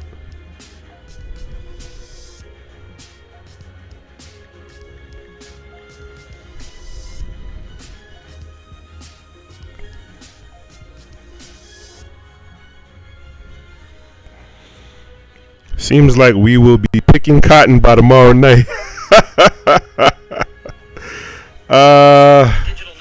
My timeline is so negative.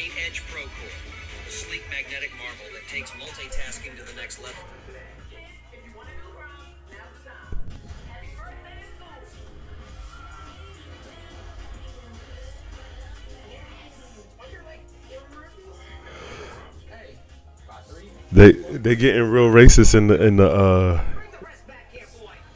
HVAC groups. A lot of relationships end by listening to family members and miserable friends. I get that. I swear it's not 10:30 and I'm not about to keep pretending with y'all. I can't stop thinking about what? People who fumbled you always end up missing you, whatever. She says she says I'm all out of wine.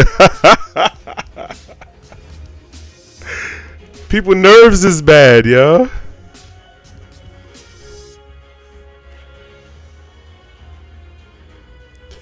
That's Rihanna kids. Hold on, let me see.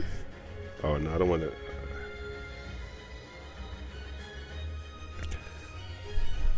She says I hate it when I'm right about things like this.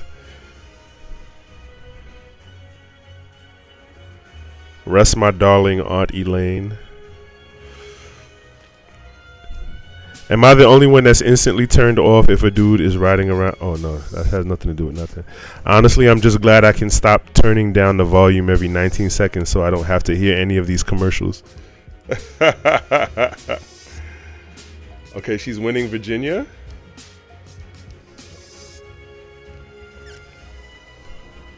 Y'all black and poor talking about some Trump 2024.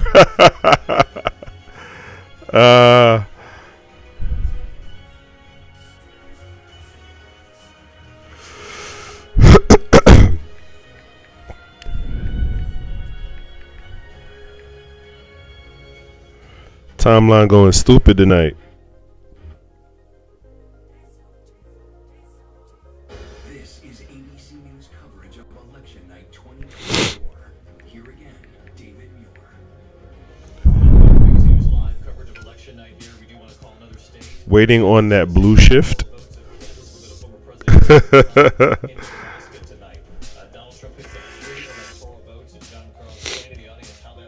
He won Nebraska. Wow. They split them up by congressional district and then an overall winner. So there is a single electoral. I'ma just sleep for the next 4 years.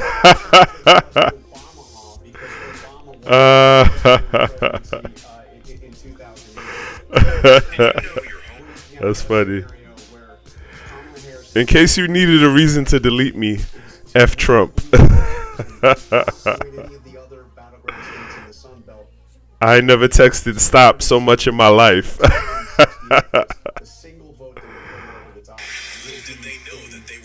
I'm about to start cursing again. Just imagine what pullovers are going to be like, especially for black and brown men once that police immunity kicks in. People are really doom and gloom about Trump getting back in office.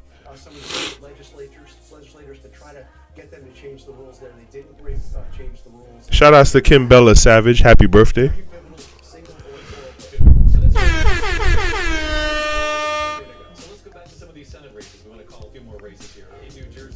There's a lot of birthdays this month. Shout out to Ebony Boosie. Andy Kim, one senator in New Jersey. I don't know who that is. Oh well.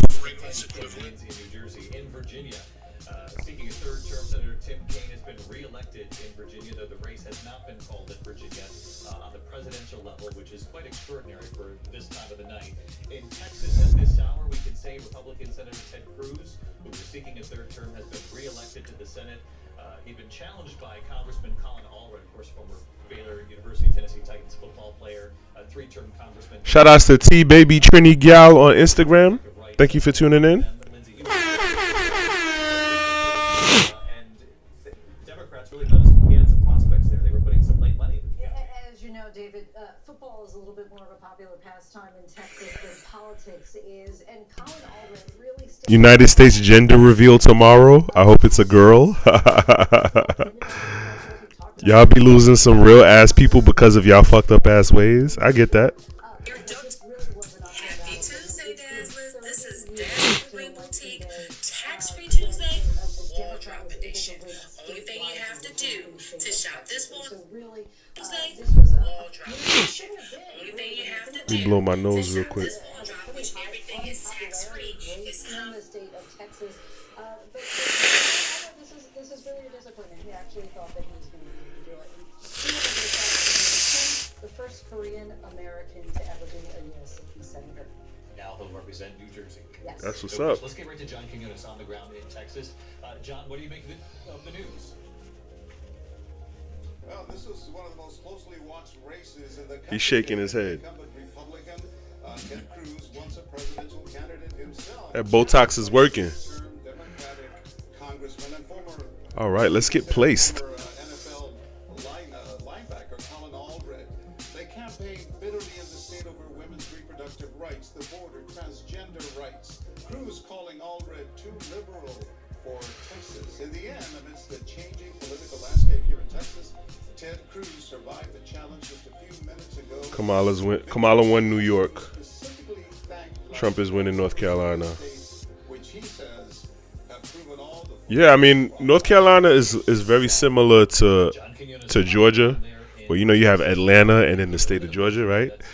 You know, North Carolina is like you got Triad and Charlotte. And then, yeah, Triad, Charlotte, and Raleigh, in the Raleigh-Durham. And then there's the rest of North Carolina. So I'm not surprised that he won North Carolina. Wow, look at Texas. That's crazy. She won Rhode Island. I get that. Rhode Island is like the size of a city. Winning Rhode Island is not a win. You know what I'm saying? I don't think there's anywhere else in this country country where Cancun was talking about more than in this state. You remember those images of Ted Cruz at the airport? Wow, he won Tennessee by a landslide. That's crazy. Oh, is this guillotine? Oh no, this is a fortress. Yes, this I remember seeing this map. Yeah, this is a good map. This is gonna be interesting.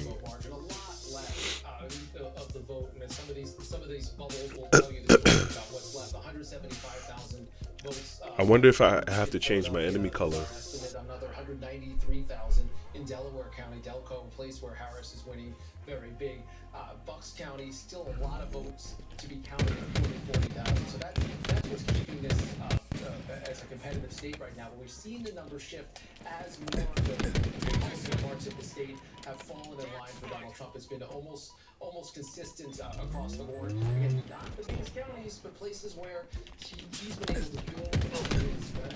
I think it's a good example. He pulled up the threshold, the 538 threshold, where he needs to be. And this is the story tonight. They're outperforming slightly in all of these counties. You can see this in a number of states.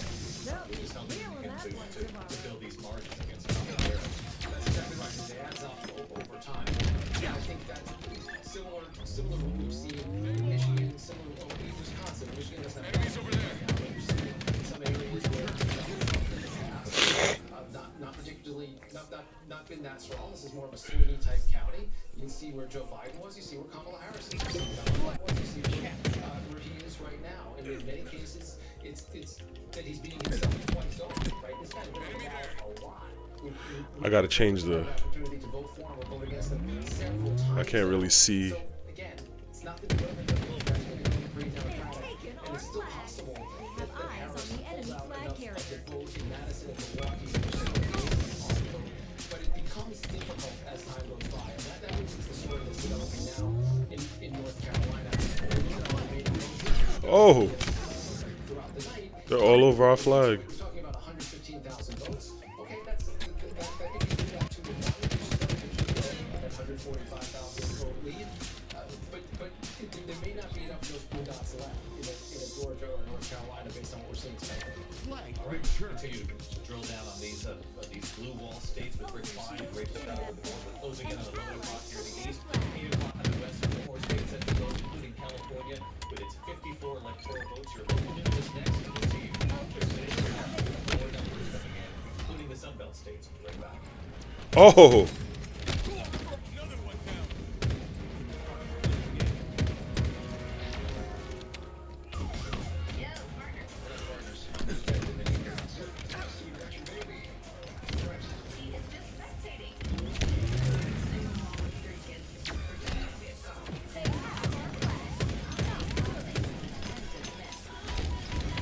Damn. That was a tight spot. I knew I was going to eat a grenade at some point.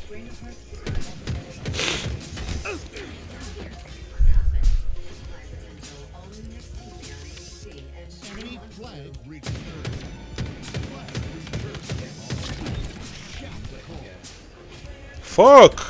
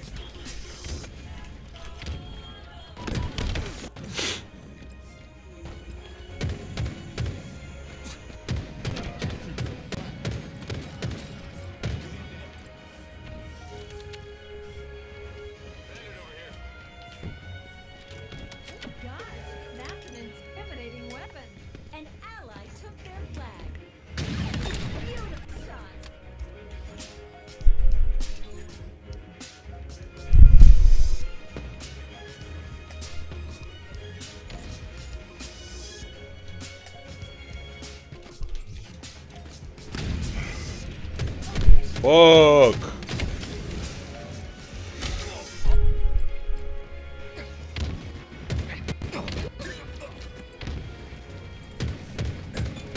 Enemy flag returned. Multiple targets.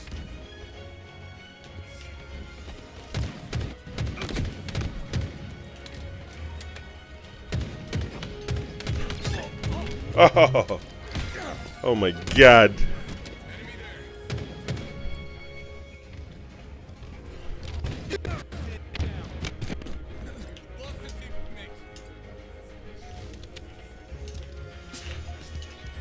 Wow, like come on out the spawn, bro.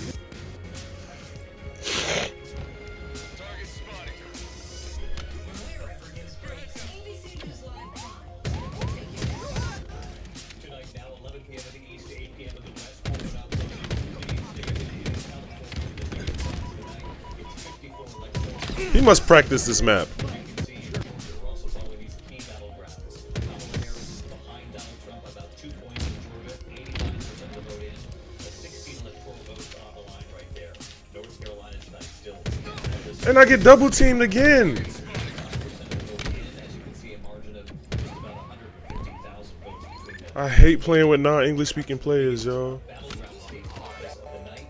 67% of the vote in. Donald Trump taking a slight lead over Kamala Harris. Still significant outstanding vote in the Philadelphia area. Other Democratic strongholds. The question is it enough to help pressure back House Speaker race again? We always knew Pennsylvania could be very tight. 19 electoral votes on the line. Michigan at this hour. Take a look. These are the numbers. Kamala Harris with a slight lead in that state. Just 29% of the vote in. See, they always run in pairs. That's what's been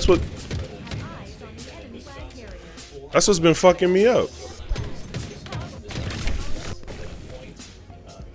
of the vote in, 10 electoral votes on the line. You can see a very close race. About 30,000 votes in between the two candidates. Let's look at Arizona at this hour. Look at that. 49.5. So I'm learning this map. Arizona. Obviously can't call that race. Nevada tonight. The numbers have not come in yet. Another battleground though. Obviously the polls are closed.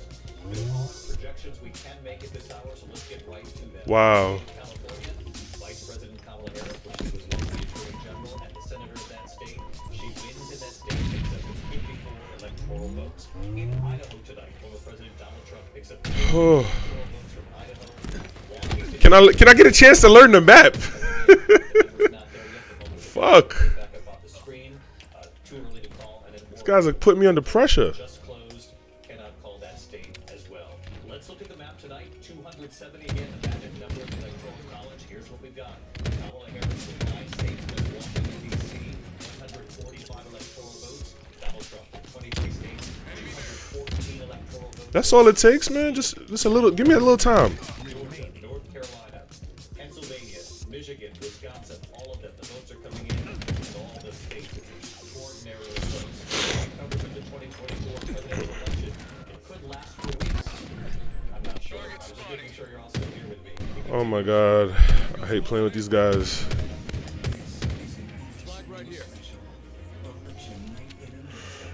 Fuck, and I get triple teamed. Wow.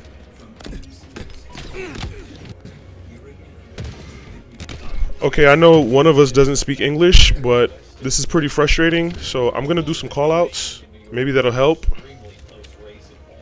Alright. There's 2 returning the enemy flag.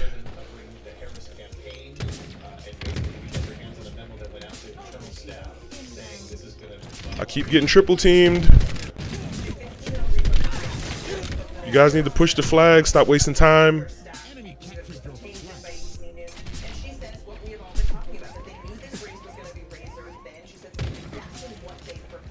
There's one on our base. Can someone kill him? Everybody's dead. Wow.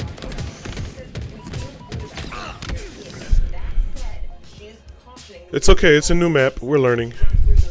Good game.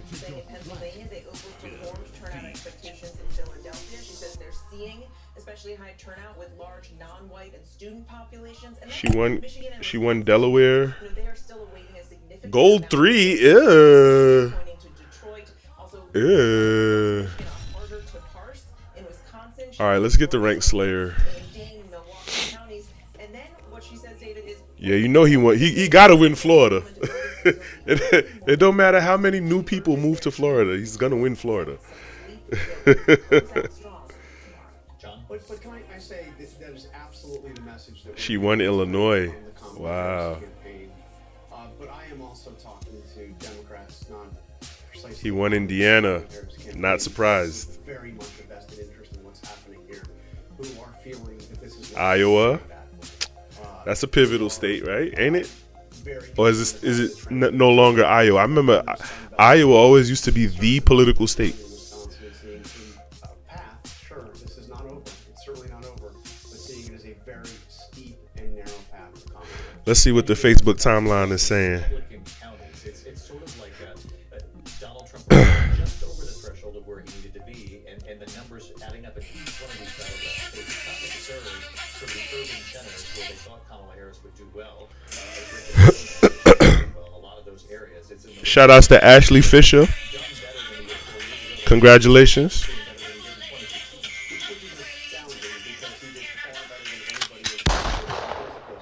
Presidential cycles in those rural, deep red Republican areas.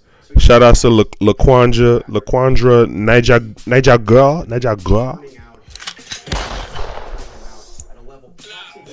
Shout out to Cheyenne Starnes. Shout out to Lavonda. She's done very well. She has to do very well, but she's fallen short of where Joe Biden was. Milwaukee, again, Shout out to Key Watts. but so far what's coming in not as well as we're seeing in the area. Shout out to Phoenicia Brown. So a lot of deep concerns. How are you afraid of a woman leading the country when your wife is the one still making all of your doctor's appointments? All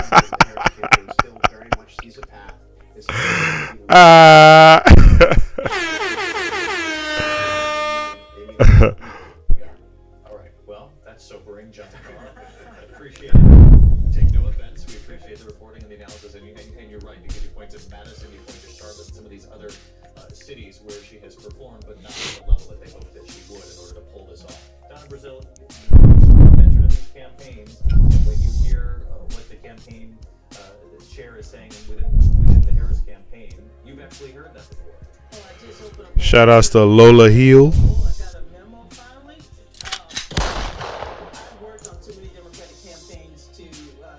This woman is beautiful. Shout outs to Donna Brazil. Yes, Lord. Some outstanding ballots, and of course, Philly. We talked about Milwaukee. I'm still waiting for Detroit to come in because for the first time, Wayne County allowed people to vote on the same day. It's going to be close. We're not going to win all 7 ballots. Are we doing Rank Slayer on regular Empyrean now? That's what we doing? Let's go.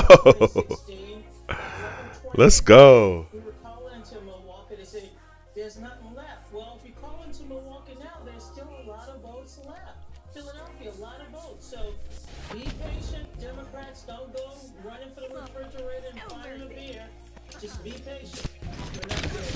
Donna Brazil asking the country to be patient tonight. We do have some news coming in here. The decision desk here at ABC News is not projected to we can report that Georgia's Secretary of State, Brad Raffensperger, has now said at the press conference moments ago that Donald Trump has a, quote, insurmountable lead with the number of votes outstanding in the state of Georgia. He said it looks like this is pretty much done. I think the results are pretty well baked in. And of course, you all at home remember our reporting on Raffensperger, the Republican who famously stood firm during that key phone call when Donald Trump asked just find me the 11,000 votes when he lost to Joe Biden. So this is not someone who's necessarily obviously very friendly with Donald Trump. He stands by the process. He stands by the hard work in that state to make sure that this election was safe. And tonight, moments ago, again, we haven't projected this at ABC News, but the Secretary of State in Georgia saying this is insurmountable that Donald Trump has won that. And look, Brad Raffensperger is a Republican. He's elected Republican, but he is a straight shooter.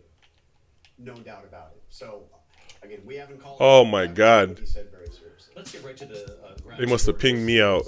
In Atlanta. Steve, what do you make of this? And you've talked with the Secretary of State.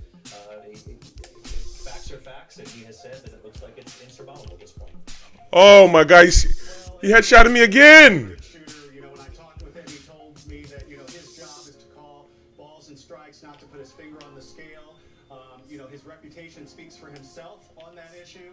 I will tell you that we've all been here. The producer I work with, Brandon Bauer, we've been really practicing our math skills, trying to figure out whether or not there are enough votes for Harris to make up the deficit, which at one point was about 150,000 votes. We're seeing those votes come in from the different county, and it's not clear, as Raffensperger has pointed out, that there are enough votes, even if she were to continue sort of the break that she has had in some of those counties, and some of those vote-rich counties like Fulton, Cobb, Gwinnett, where there's still a little bit of vote outstanding to make up that deficit. I'll tell you, I've also talked with both campaigns. You know, the Trump campaign is celebrating tonight. They're already looking forward to being able to say that this is the state that they won. They point out that Damn. This team is tough. in the rural counties. You know, we have a setup here, rural versus urban, and they clearly performed well in the rural counties. Some of those counties where we saw up to 70% turnout, those counties made a difference. What's interesting is when you look at the numbers and the turnout here and the way the vote fell, it wasn't that Harris did so much terribly than Biden performed 4 years ago. What you do see is that in the rural counties, the rural voters showed up and showed out. I wonder, Steve, if part of that is the encouragement to vote early, the combination of early voting and day of voting, if that did just help them rack up the vote. The Republican Party in Georgia, when you look at sort of county by county, I think your point is well made, that they were really able to increase the margins. And I was saying with Rick Klein earlier, Donald Trump has outperformed himself in many cases, even what he did in 2016. You know, we saw a huge early vote among Republicans, which we didn't see in years past. You know, we were sort of expecting, a lot of people were expecting that what we were going to see today was that when the pre-vote came out, that Harris would have a significant lead, or it would have been closer than it was. But I think that evaporated in large part because we saw so many Republicans in the pre-vote stand in line in the Republican counties that had pre-votes. You know, one thing that's interesting is something else we saw today. You know, there are a number of counties where there isn't an early vote. A lot of these red counties also had good turnout today. We didn't see, as we were driving around the city and sort of anecdotally talking to different people, we didn't see the craziness that we've seen in years past. And a lot of that is because a lot of this election happened in the pre-vote. That's when most of this was decided. Steve-O in Atlanta, Steve-O's and Sami, thanks so much. Ryan, what do you make of this? Well, it's not where you want to be if you're the Harris campaign, on one hand. On the other hand, there was never... The Trump campaign was always planning on winning Georgia and North Carolina. But clearly Kamala Harris, the team decided that maybe they could get lucky and pick one of these two off. It's not over yet, but the fact that they spent so much time thinking that they might get lucky there, it doesn't look like they will, and now all their eggs are going to be in that blue wall. The other thing that's interesting about all this tonight is that one change in the law from 2020 to 2024. These states are counting a lot of these early votes right now. I mean, Georgia started counting this morning. North Carolina started counting at 5 o'clock. Wisconsin 7, Michigan 7. So one more shot in that rocket. One note, and Rick hit it earlier, which is important about Wisconsin. Right now, the last I checked, Donald Trump has a lead Cooked of him. about 38,000 votes. So it's just a few minutes ago. I don't know if it held. But there's 31,000 ballots that still need to be counted in Milwaukee. So the Republicans in Wisconsin are saying Donald Trump's going to have before Nice. those 31,000 votes get counted. I'll trade with a double kill any day. Very, very close. And if you look 12 at seconds. Kenosha County down in the southeast corner, you'll see that those two counties together, if you go up there's only 23% in, but that's a huge, those are some huge numbers where they need to be. So let's just drill down on that, Ryan. So what are your sources telling you? Where does Donald Trump need to be for these final votes of these Democrat-rich counties? Right. People believe, I was just talking to Governor Walker on text about this, and he agrees that Donald Trump needs to have about a 21,000 vote lead before those 31,000 absentee ballots get counted or entered into the system in Milwaukee that are still sitting out there. So he's got a 41,000. Trump's got a 41,000 vote lead right now. He trying to go sniper for sniper. Look at him. So, a long way to go, but I'd rather be Donald Trump here than Kamala Harris.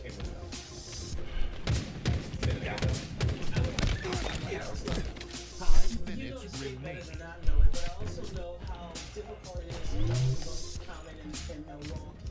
And also Dane. I mean, Dane had not only a significant early game, but also a great turnout today with the same day registration.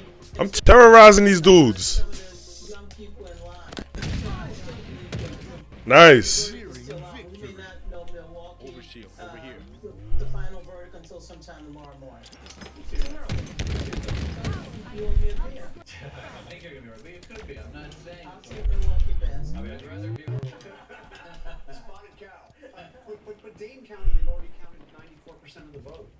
And she seems to have fallen short. That's a... John, these are ways of thin margin. Yeah, for sure. Let's not But let's look at the. I mean, she's getting there. Let's look at the map that shows the outstanding vote. Yeah, By party here. yeah, I mean, that's Milwaukee. That's exactly what Ryan's is talking about. It's a huge amount of vote that is Milwaukee. That's why 43,000 is not necessarily a safe lead.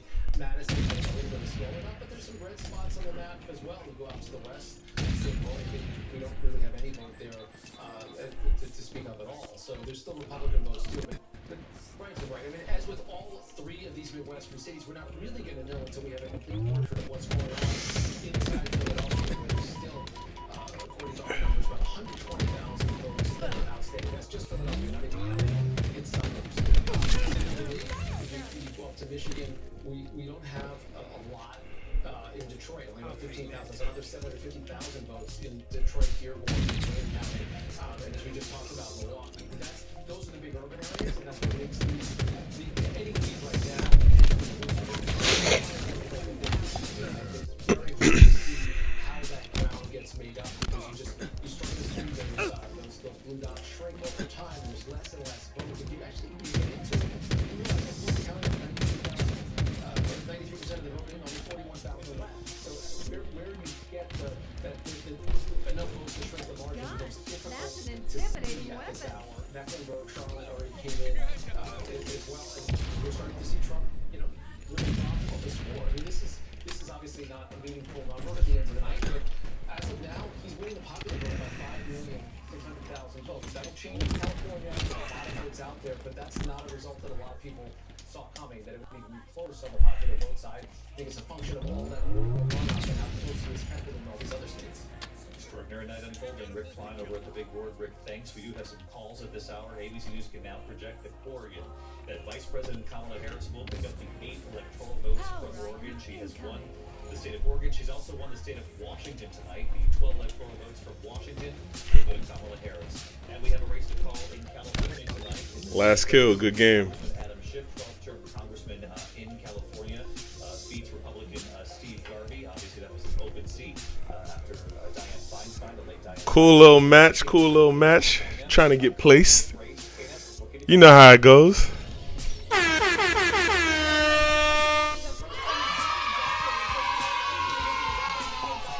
Let's see what the Facebook timeline is talking about till the next match.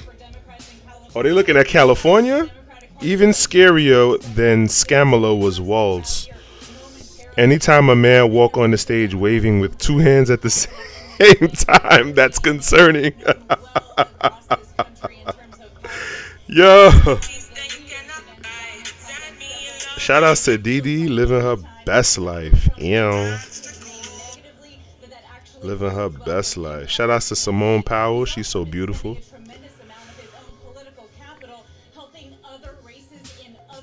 Shout outs to Tiffany Mozak.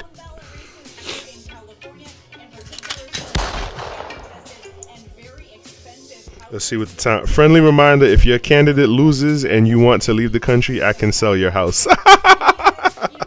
I love it. Shout outs to Rhonda. She know who she is. My homegirl. She says, "Man, what y'all doing?" She said, "Check in. What y'all doing at the moment?" Let's see what her timeline's talking about. About to have me a glass of wine with hope Hopes it'll make me go to sleep. Over it already. Hashtag. In bed at the Waffle House, binge watching my shows until I fall asleep, talking to you about this damn election, wondering how long it's going to take for them to get the National Guard in place. That's what's stopping them from releasing the battleground states in her favor. Still on the clock since 7 a.m. Dealing with patience. Okay. Y'all really out here worried about a woman running the country while not knowing what school your daughter goes to, who her teachers are, not knowing when parent-teacher conferences is, or what her favorite meal is. You barely know your own father. She's going in. You barely know your own fathers because you're still waiting for him to come back from the store.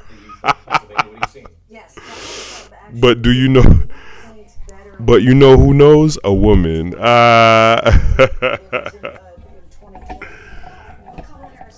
Shame, insults, guilt, and the need to be right. I think if there's any fingerprint that Kevin Samuels left behind, is that right there. Oh, she's swinging Pennsylvania. Uh-oh. We're seeing more of the same in Wisconsin, where she's edging him out, but still he's doing much better than he did in 2020. Here she has having trouble finding. Okay. You can mute that. She says, I'm drinking my life away right now. A lot of bad vibes on here lately. Y'all okay?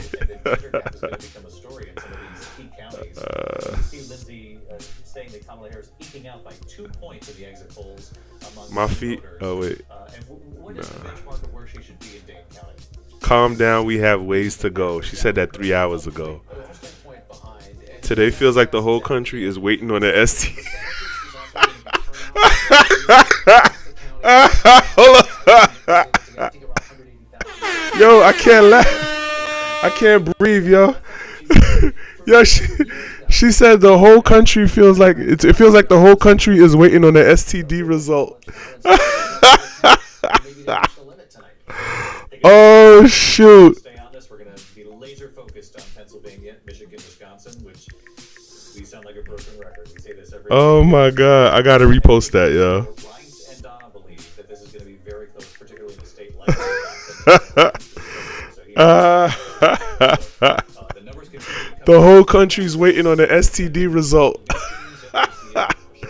Yo, that's funny. I be driving, pissing myself off. Oh, yeah, no, that had nothing to do with nothing. She said Texas turned blue. I doubt that. It said, I'm so proud of North Carolina, Josh Dean. Yeah, I voted for Josh Dean. I like what he was about. You know what I'm saying?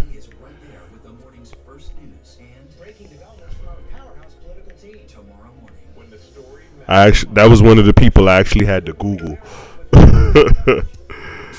I had to do my due diligence. Who the hell is Josh Dean?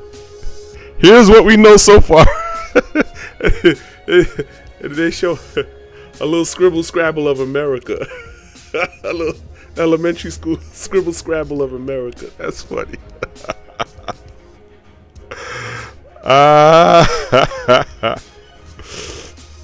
That's funny. North Carolina, please do not embarrass me. That's funny, bro. That's funny. Why y'all out here acting surprised? I'm going to bed. Glad there's no possible chance after this term.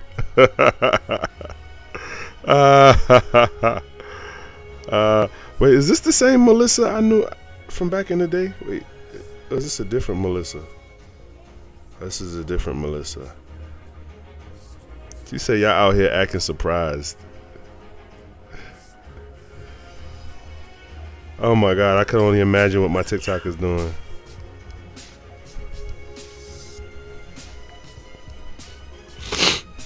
I gotta blow my nose. Hold on.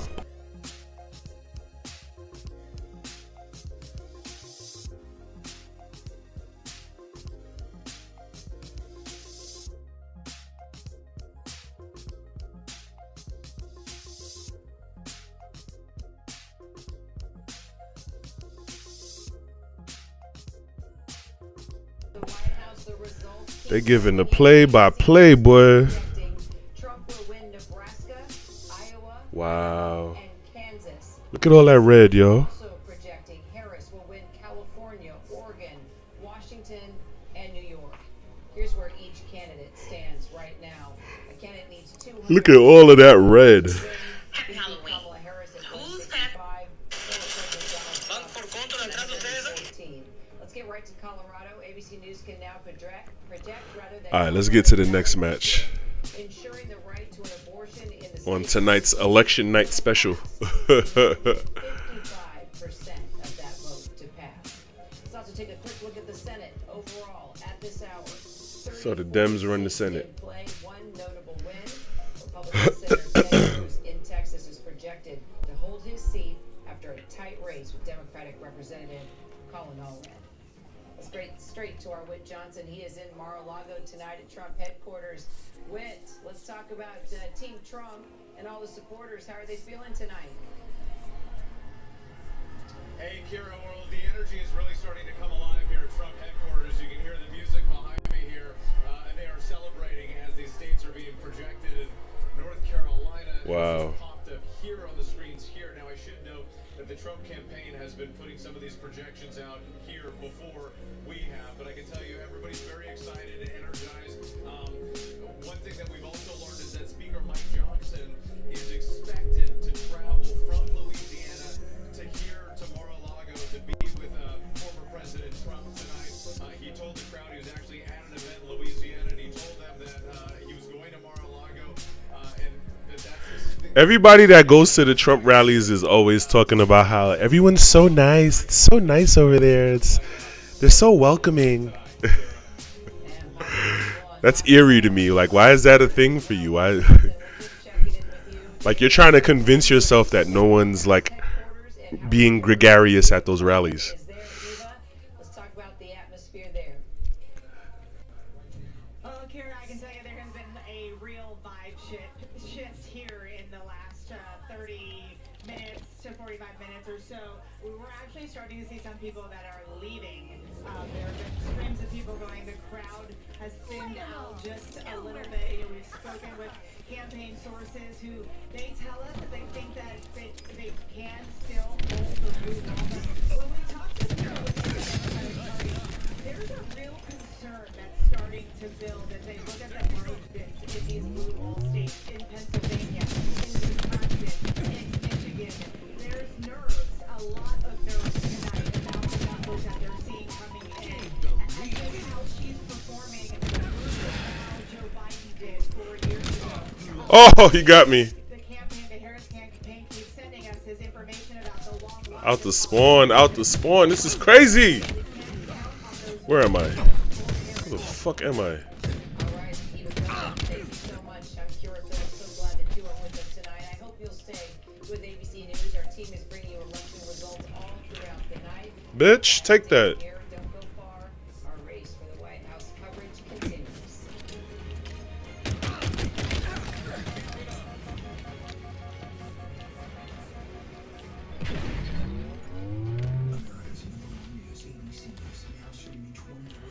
Okay, I see the play.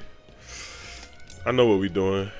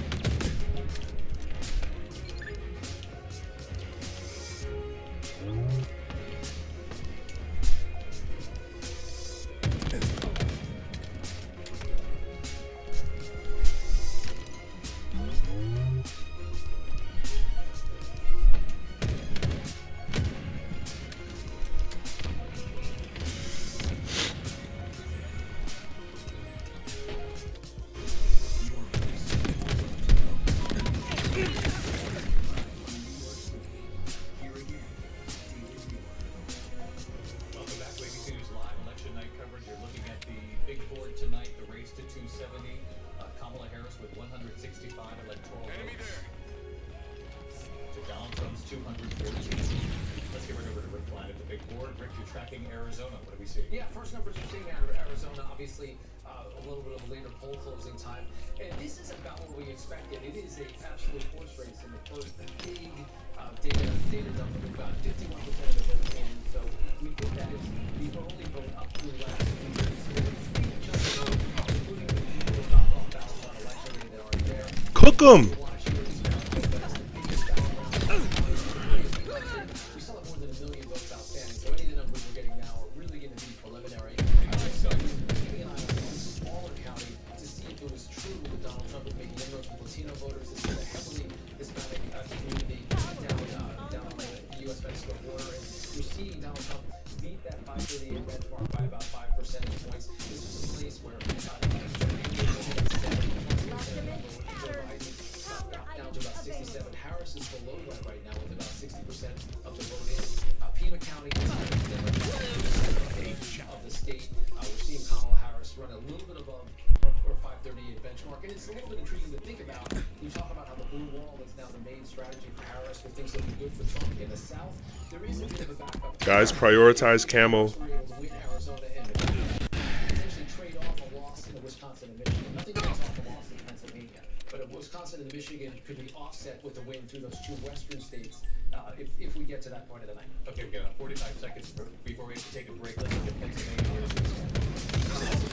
200,000 vote margin between the two of them, with about 77% of the votes keying in on Philadelphia. Still 250,000 votes there in a county, a city that's going 3-1, and still a lot of votes left. 95,000 in Delco, 228,000 in Montgomery, Bucks County, which is a little more evenly spread. Endless Voyager, get in the game, please, or drop out.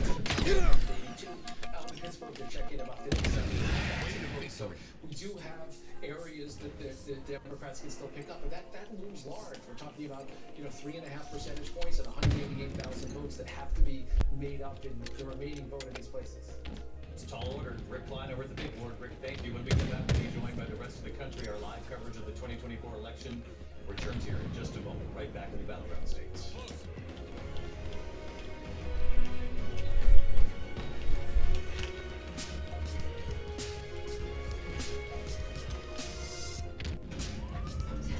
These guys don't know the map.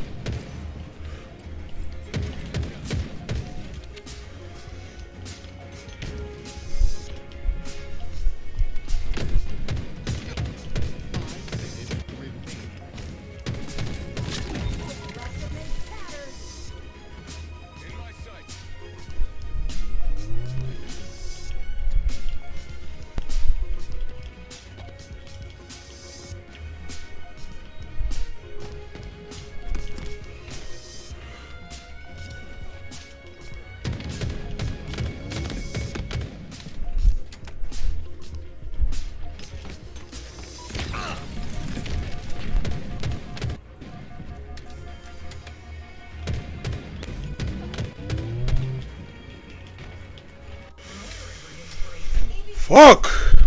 Oh, we gotta drop out. Never mind. Nope, not doing it.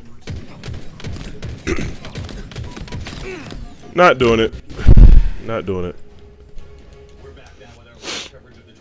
These guys be dropping out thinking like it's casual, where it has no effect. country again at this hour, and we have another state to call, Connecticut.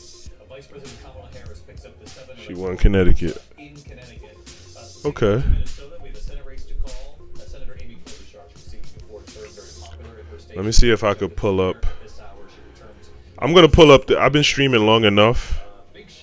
I'm gonna pull up the presidential polls. Let's see. One of the wealthiest senators, and now he is. He has beaten Sherrod Brown. This was one of the most expensive congressional races in history. Sherrod Brown held on even as the tide turned in his state, became a red state. But tonight, Sherrod Brown has been defeated. Bernie Moreno. Give me a map or something. Like, let me see the map. Come on, CNN. Who wants to read all of this? Shake-up now, especially for Democrats and any hope that they have to sort of hang on to the majority in the Senate. Sherrod Brown faced a huge challenge of trying to build back the Democratic coalition. He didn't perform as well in counties just outside of Youngstown. This is Trumbull County. You can see he underperformed here. Okay, I see. They show a little bar. Wood County back in 2018, not performing as well here either. Bernie Moreno was Donald Trump's choice in the primary. This now means that Donald Trump has handpicked 2 of the Ohio state senators. Of course, the other one being Senator J.D. Vance is running mate. He's running mate. All right, Rachel, thanks. We do have a state to call. This is a big one. It's North Carolina. 16 electoral votes go to former President Donald Trump. Wow, he won North Carolina. That's crazy. Right over to Rick Klein at the board. Let's show our viewers how this played out. North Carolina now in Donald Trump's column, and we can start doing these hypotheticals, the sort of the rest of the pathway to get to 270. Yeah, this is the first major battleground state that has been protected by ABC News. So this assumes that everything else happens the way that we expect. A big if. We haven't got results out of a lot of safe blue states in particular tonight. But this changes the electoral math in some very significant ways. Right now, Donald Trump is in a commanding position, not just in North Carolina, but also in Georgia. If you were to award him those 2 states, he is at 251 electoral votes. That leaves him the opportunity to win the Electoral College just with Pennsylvania. Pennsylvania falls for him, that's enough. But let's assume that doesn't happen, then you've got some other possibilities. We've been talking a lot about the other blue wall states, Michigan or Wisconsin. You take one of those and any other state on the map, and you've got 270. So we can do that with Michigan, you can do that with Wisconsin. Similar situation, and you do a slightly bigger state than Nevada in that case. Wow. Wow. 3 kills out the gate. Let's get it. Oh,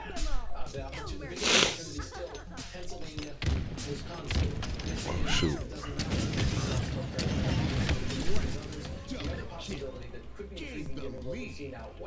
Is that she pieces something else together. They took this sniper too? No question about it. She needs to win that state. But she could win Wisconsin in addition to Arizona and Nevada and get 270 electoral votes. She could also trade Wisconsin for Michigan and end up in the same place. But this does change very significantly where things stand. 530 calculations. Taking into account the other trends that we've been talking about. Red shifting. So let's drill down this hour.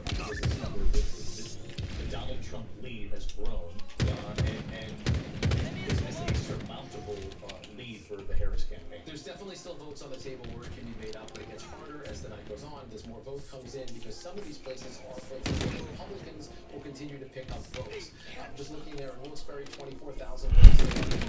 In that county, 64. Lancaster, another place, under 13,000 votes there. So once you get into Philadelphia, it's a lot of votes that's still there. We're still talking about 250,000 votes in Philadelphia. Right? She might win it by a 2-1, 3-1 margin. Then you start to check it out. The suburbs are still very big, and there's a ton of votes there. Just to add this up, that's 228, that's 200, that's 400, that's 750, 800, 900,000 votes. But they have to break pretty decisively for Harris to come through. Certainly plausible, but that doesn't take into account that there still are Republican-leading communities that are still to talked about before that previously had looked a little bit bluish are tilting to the reddish. And when you start to have things up like this, and Donald Trump overperforming his numbers by 4 or 5 points in places like this, 2,000 votes, 3,000 votes there, that is really the story of the night when it comes to the maps. Governor Christie, what do you make of Pennsylvania? What are you looking at right now? Well, I spent a lot of time there during my time as governor, and those 900,000 votes in the collar counties is really not a big deal. But it just keeps getting tougher and tougher there. You know, you've got over a 200,000 vote lead now, so it gets tougher. But that part is not over. I look at Michigan and still see Harris in a pretty good position in Michigan. And as Ryan said before about Wisconsin, I still think that's a jump ball. Although, look, you have to say this, but Traded. that Harris, given the way the map is being laid out, as we sit here now, that's a really important seat, assuming they win Montana as well. And given the way this is moving, I think you have to assume that. The reason is that you get 52 votes in the Senate, not 51. And if you assume that Susan Collins and Lisa Murkowski might not be amenable to some of the choices a new President Trump might make for his cabinet, 51 would be a potential problem. 52, we would be losing both of them.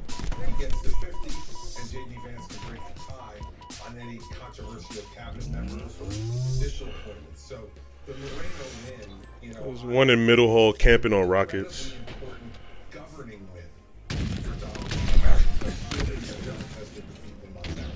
And Sherrod Brown was closer to Moreno than John Chester is a challenger. And Martha, you covered that race out in Montana. John Chester trying to hold on to the seat in a very red state, third generation farmer, but it's going to be tough if you look at the rest of the map. It's going to be tough. And one of the things from outside Montana move into Montana. It's kind of like Florida. They have a low population in many places in Montana. Even though Chester has won, trying for his fourth term. It's also a wild race. They have a Navy SEAL, former Navy SEAL, running against him, Tim Sheehy, who has been very controversial. Charges that he lied about a gunshot wound he got. A park ranger said that he had told her in 2015 that he accidentally shot himself, but he has been telling the story that he got the wound in Afghanistan. Now he is a combat decorated veteran and Navy SEAL, but that I feel you. Allegedly did not come from those battles. Martha, thanks. Let's get back over to Rachel on the rest of the story for Ohio. Obviously, a lot of eyes on John Chester at this point. But Sherrod Brown is a major win for the Republicans tonight. The fact that he's now been defeated after trying a couple of times to get him. They got him this time. Yeah, it's a huge win. Again, David, I just want to go back to the map here because this is important. We talked about the importance of West Virginia, a state that Donald Trump won. Also, Ohio, now that we call this here in Montana. John Chester, the last statewide Democrat, asked Martha to Democrats have 83 reminder. Democrats currently ruling 51 seats. Republicans ruling 49. Tonight, we just want to see three seats that they are defending. That's why all eyes are on Montana and that race. And right now, Let's race across the map. Can we look at Michigan, the Senate race there? There's an open seat that he's now retiring. Alyssa Slotkin, obviously a member of Congress, who's up against Mike Rogers, also a former member of Congress. And he's got the lead. He's got the lead. They both represented the same exact park district in Lansing right here. Let's just take a look at how they're doing compared to the top of the ticket here. This is always fascinating for us as we're talking about split ticket voting.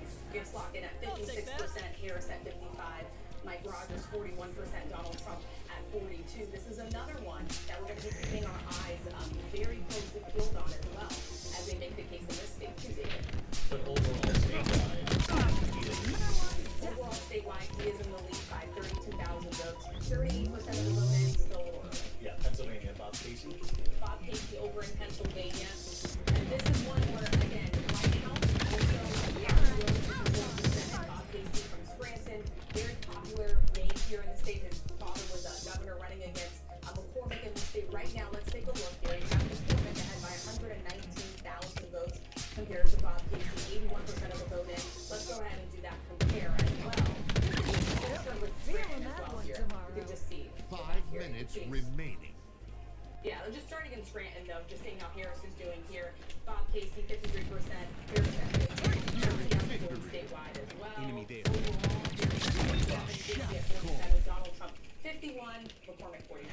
And so clearly Donald Trump at this point appears to be leading to a potential victory over Bob Casey. We don't want to get ahead of ourselves here. Debbie Baldwin in Wisconsin looking to hold on to her seat.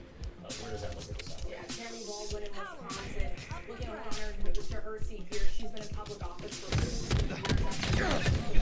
Senate, so we can see how she's doing against Eric Husby. At this point, he is ahead by about 30,000 votes, 70% of the vote in. Let's go ahead and do that compare as well as tickets. You have Husby, 49%. Donald Trump at 50. He's ahead again by 30,000 votes compared to Tammy Baldwin at 48. Vice President Kamala Harris at 47. So, again, we haven't called any of these races, but the portrait that you just showed is a big night for Republicans in all of these states. It looks like Tammy Baldwin's fighting to stay alive in the Senate right now. Bob Casey fighting for his life in the Senate. And in an open seat in Michigan, Mike Rogers is in the lead at this point. John Carl, this is potentially a big night for Donald Trump and all of the Republican Senate candidates who are looking either to fill an open seat or to replace a Democratic incumbent. Look, it's not over. A lot of votes still to count, but the trend lines are clear.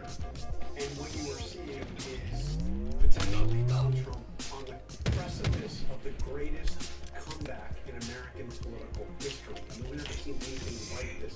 We've seen presidents lose, come back.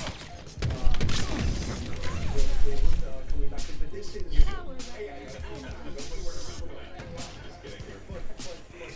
president who left the White House the way he left. Impeached for the second time.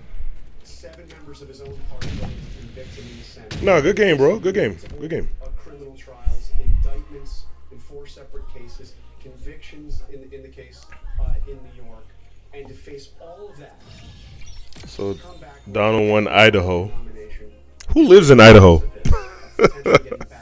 Idaho, where you at? Say something in the chat.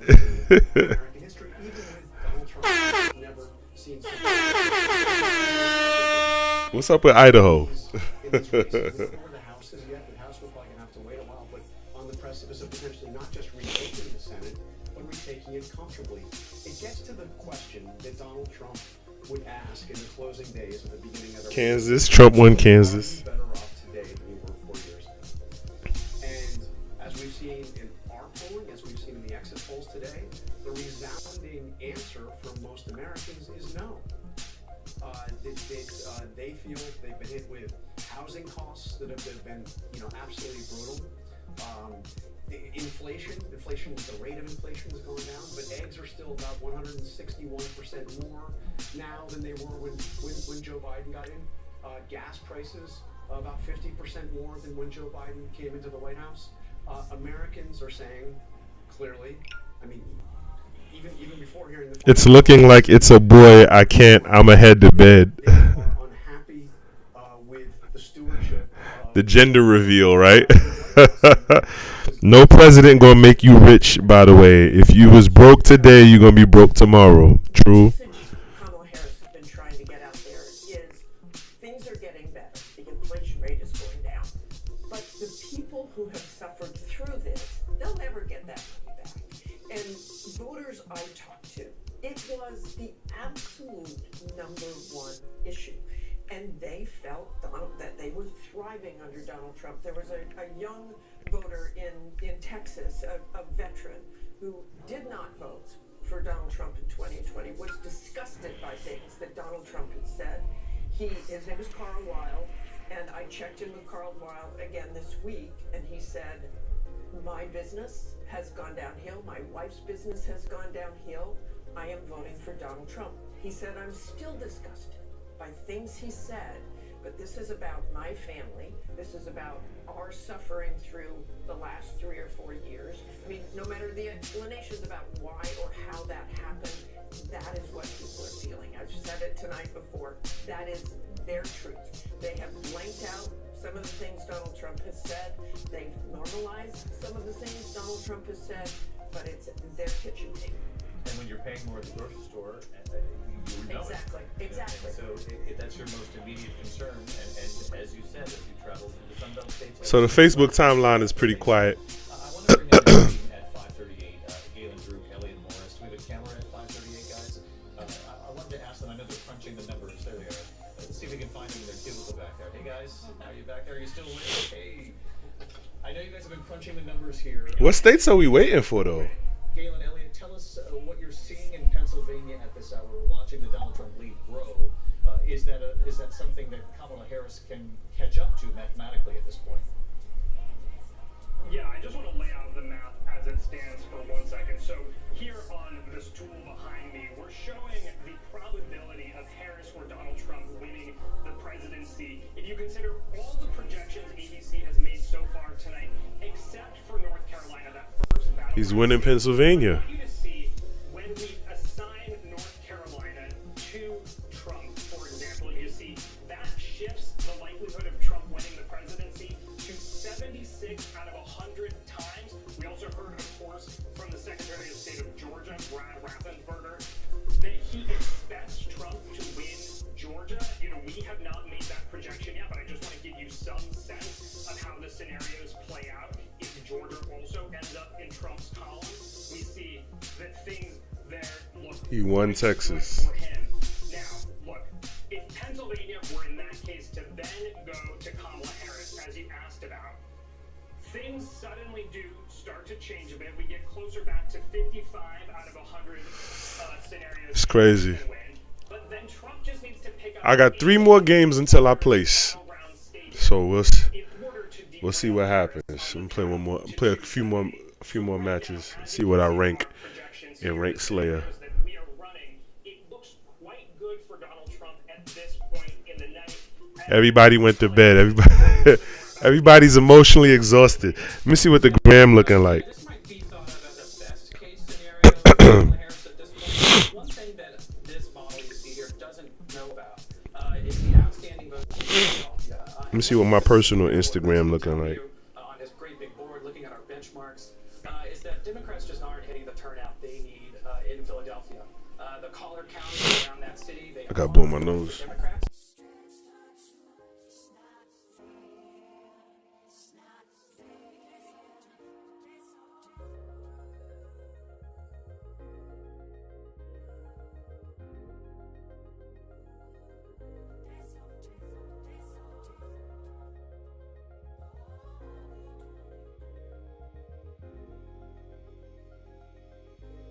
Isn't even acknowledging that. They've already said this is going to be a very long night or nights. I do want to call Virginia right now. ABC News can project Virginia. Mark, right?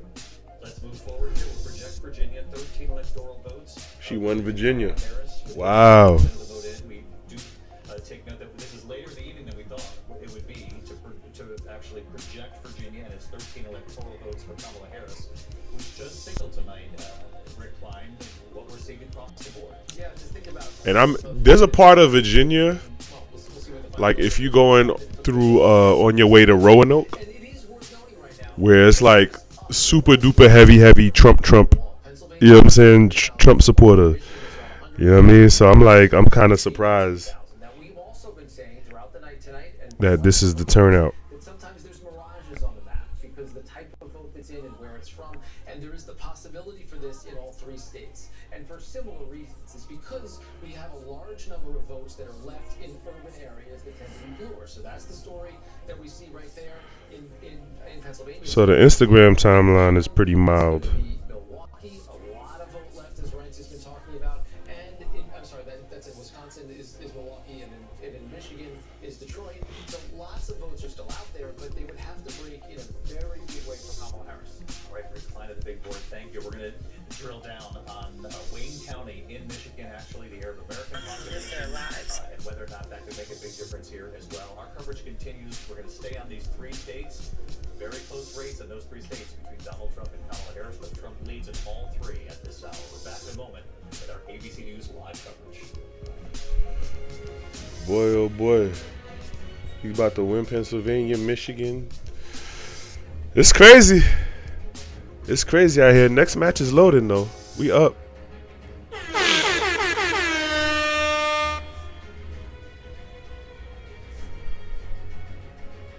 We waiting on Arizona. Georgia ain't count yet. Nevada, Arizona, New Mexico. Oh, yeah. He won Wyoming by a landslide. That's crazy.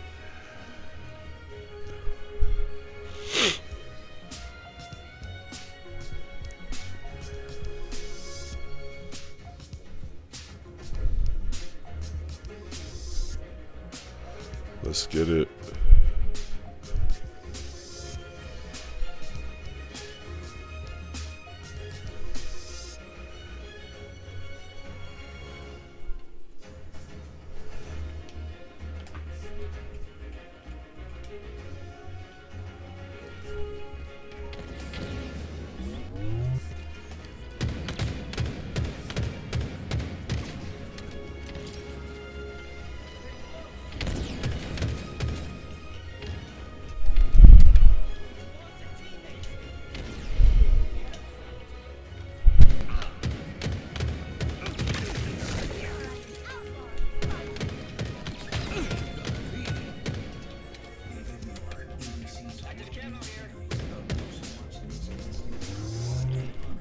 Yo, the frame rate on this map is disgusting.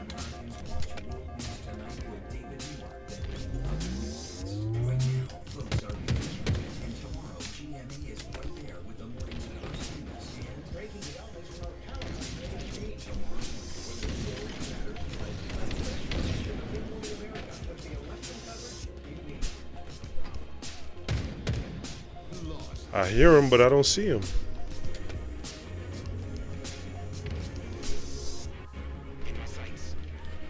And good evening, everyone. I'm Kira Phillips. You are watching ABC News, and the race to the White House. Oh, goddamn. What just happened? What?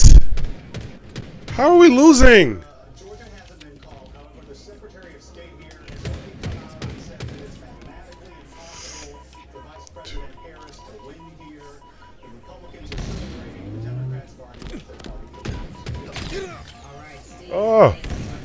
Ah. ABC News. We've got a lot more coverage straight ahead on election night 2020.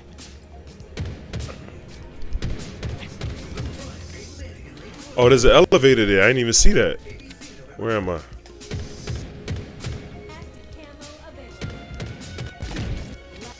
Where's Camo? All the way up there.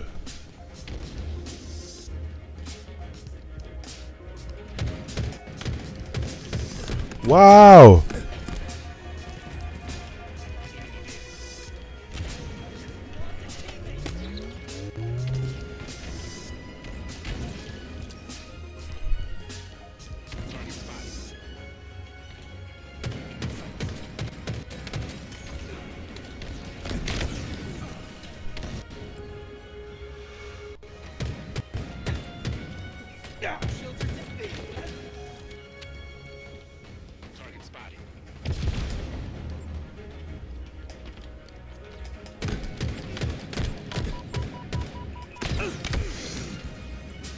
And these guys are professionals at this map.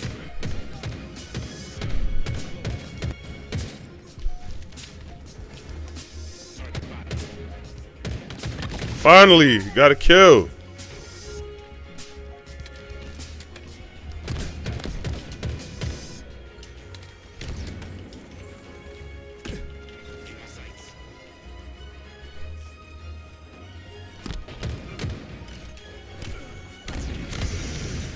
Oh my God.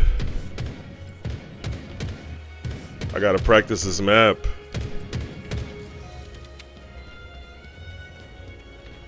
I remember when I used to play Starboard, when they tried to implement that map.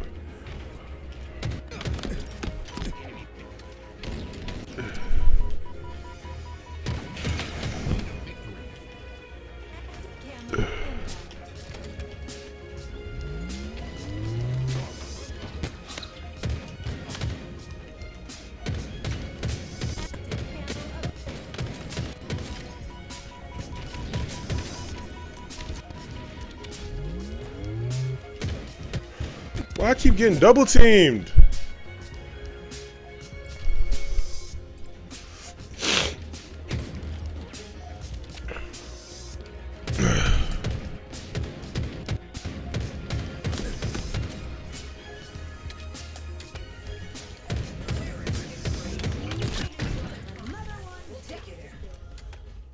It is now midnight in the east, 9 p.m. in the west. Trade now closed in Hawaii, 49 states in all. Alaska, the only state left. The race for president as advertised. Closed tonight. And after that, let's take a look at the battleground. Oh, where'd he come from? I thought my man. Yo, I thought you were next to me, bro. What the fuck happened? For both of these campaigns, it becomes very difficult without Pennsylvania. Donald Trump with the lead at this hour, as you can see, leading by 215,000 votes in Pennsylvania. It's our understanding that the Philadelphia area could be having some votes coming in very shortly. We'll see if enough to make up this 215,000 vote difference between the two. It's becoming more and more difficult as the night goes on mathematically, but not possibly. Michigan 15,000 votes, the law vote coming in. Donald Trump leading there, leading by about 100,000. He about to win Michigan. Kamala Harris trailing Donald Trump by about 87,000 votes in Nevada state. In Georgia, we have not called the end of the Secretary of State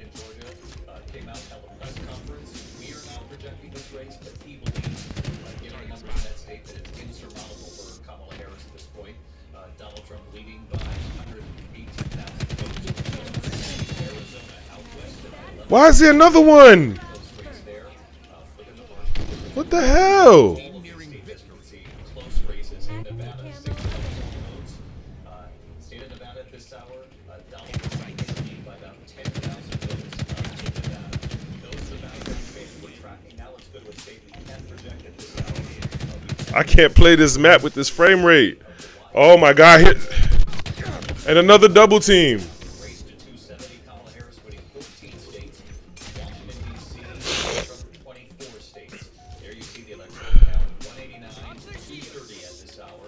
And as mentioned earlier, Pennsylvania is called one of the changes, of course, almost entirely. Let's get right over to I mean, I understand this is a new map, but goddamn, y'all suck. Donald Trump. If we want to just go back to that column we had up there a second ago, just a hypothetical. Again, just for the audience that's with us, and we're grateful because we know it's just after midnight here in the East.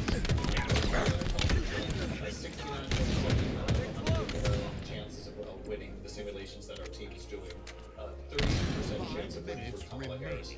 Show us what happens with Pennsylvania, really. Pennsylvania is close to the top at this point. There's no way more to see how this doesn't demonstrate. But I want to. Oh my goodness. What it would mean for Kamala Harris, because there still is a path left, and it would involve. That map is terrible. It hurts my eyes.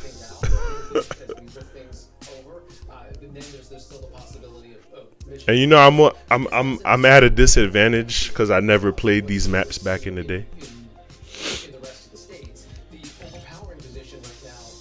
I really wish I did. I'd be a little more savvy. But now that it's in Ranked Slayer, I know I gotta practice it now. This is gonna hurt my ranking though.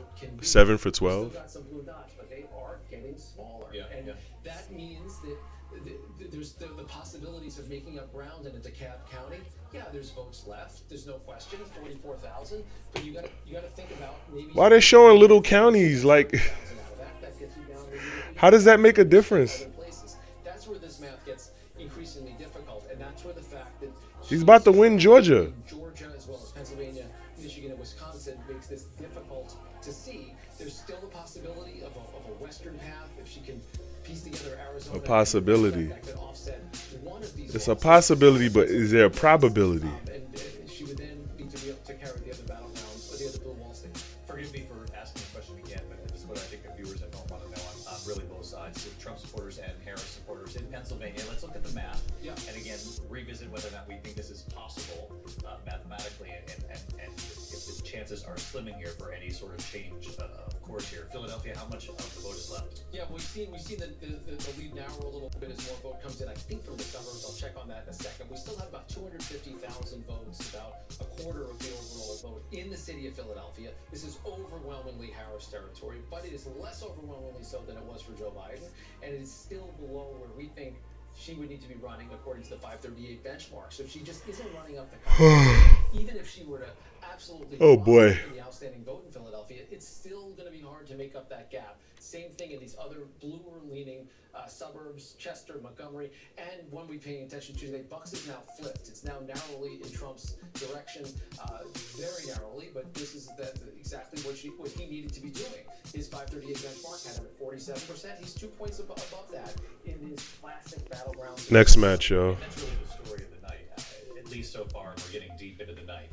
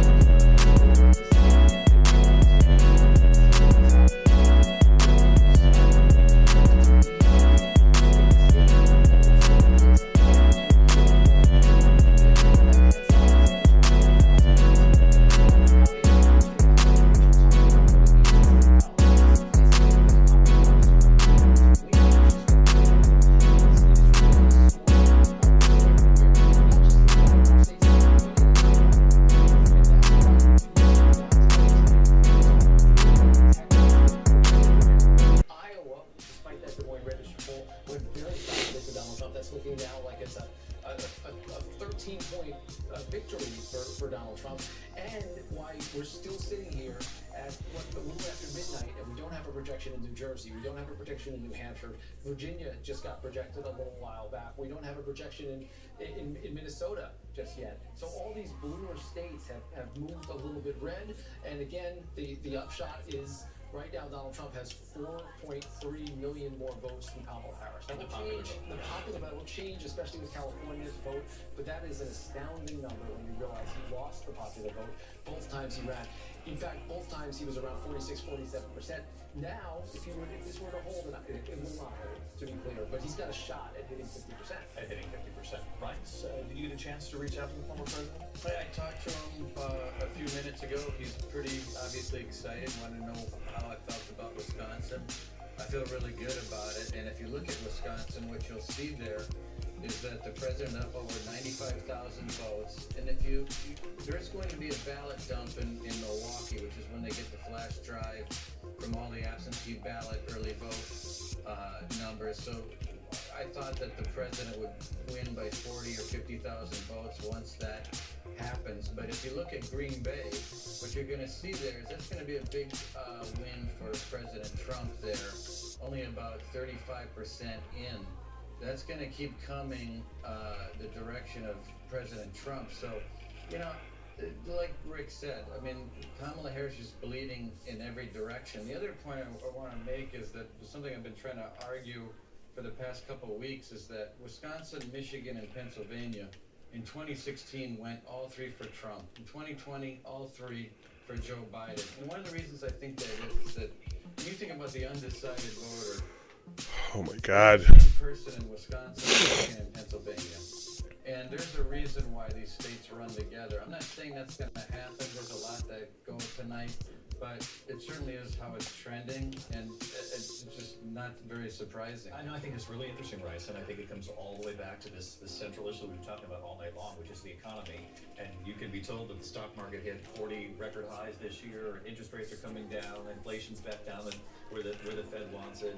We're probably going to see another Fed interest rate hike in the next couple of days, even after the election. But it's how do you feel? When you go to the grocery store, how do you feel like you had a little more back before the pandemic? And you have more exit polling nationally and in some of the swing states, right, Liv? Exactly, and it goes back to what John Carl was pointing out, how Donald Trump would begin virtually every rally recently, are you better off than you were 4 years ago? And what's interesting, if you look nationally, because at his rallies, obviously those are his supporters, right? And so they will do this raucous response and agreement. But nationally, people agree.